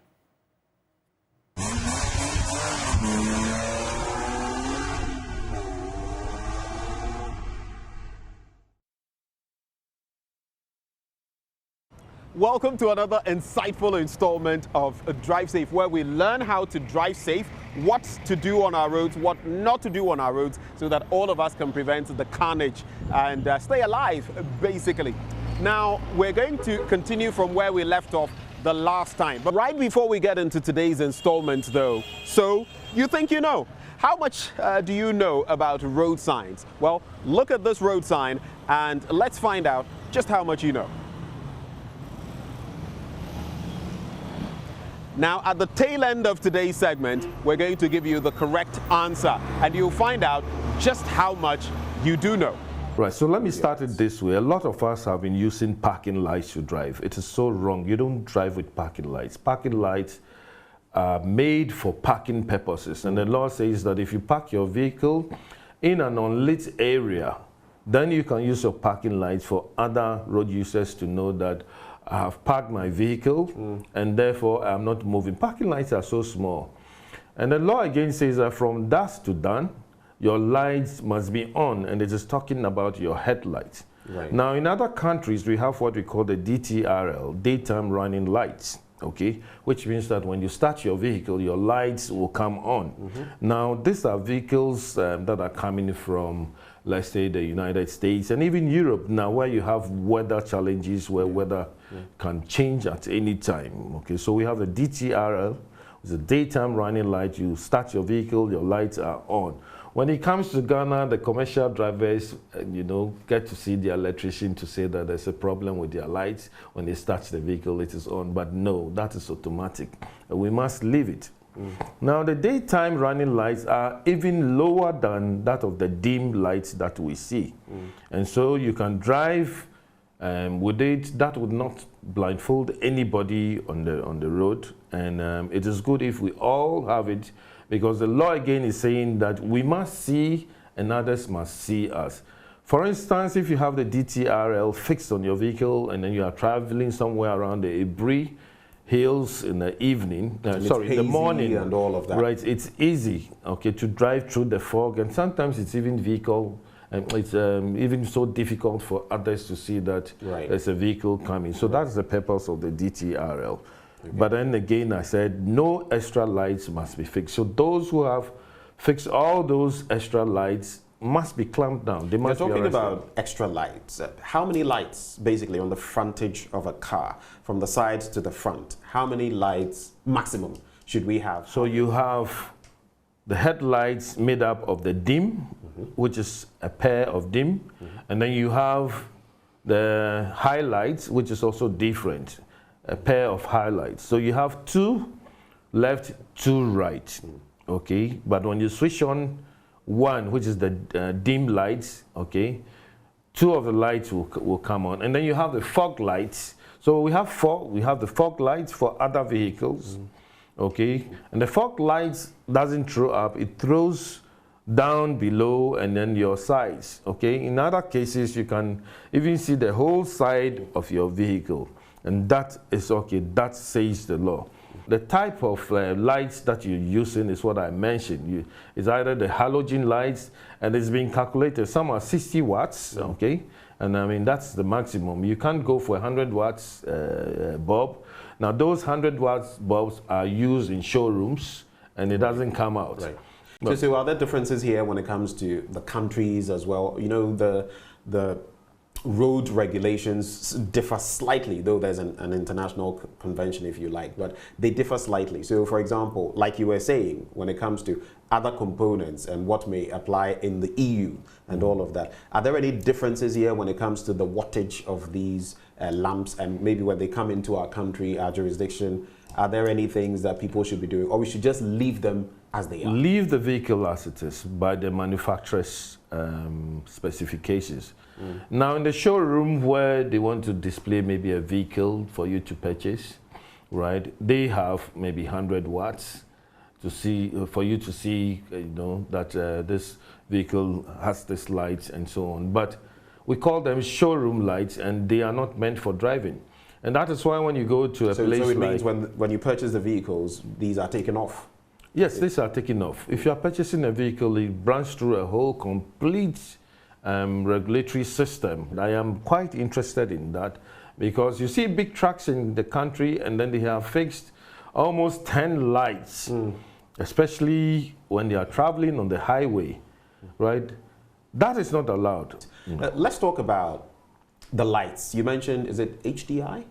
So let's look at the 3 different lights, and we'll be illustrating for our viewers and how exactly they show on a road. Okay, so I'll start with the normal lights that you see, which is, you know, a bulb sort of light, okay? And then you come to the second one, which is xenon, okay? And then the most powerful one, which is the very latest, which is the LED, okay? And then... those are the ones that through a very high, whitish beam. Yes, they are white. When you put on the LED, it's just so, you know, interesting. It comes slowly before it lights up, very powerful. But again, all have been calculated for the usage of the road, that if you are using it, it must not, you know, hurt anybody's eye. Okay. So people get so confused in terms of whether I should use a yellow light or a white light. That too. What should we be using? There is nothing wrong with it. It should conform with the regulations. Your lights could be yellow or white. There's nothing wrong with that. Okay. Okay. But you must not fix one yellow and one white. If you fix the lights and they are yellow, all must be yellow. Uniformity. Precisely, uniformity. You go to the Francophone countries, you cannot use white lights there. Their regulation is different, use yellow lights. But in Ghana, we can go for the 2, either white lights or yellow lights. Today we've been learning about headlights. We've learned, for example, that you can use white lights throughout or yellow lights throughout, but you can't mix them. But right before we wrap, so you think you know? Well, this is the road signal or the road sign that we showed you earlier. Do you think you know what it was? This actually is the answer. And so there you have it. This is another installment of Drive Safe with me, Benjamin Akakpo. I have been with CEO of Top Tech Transport and Logistics, Mr. Cecil Gabra, who's been gracious enough to have us come here and be with him. Don't forget to drive safe and stay alive. Thank you for watching.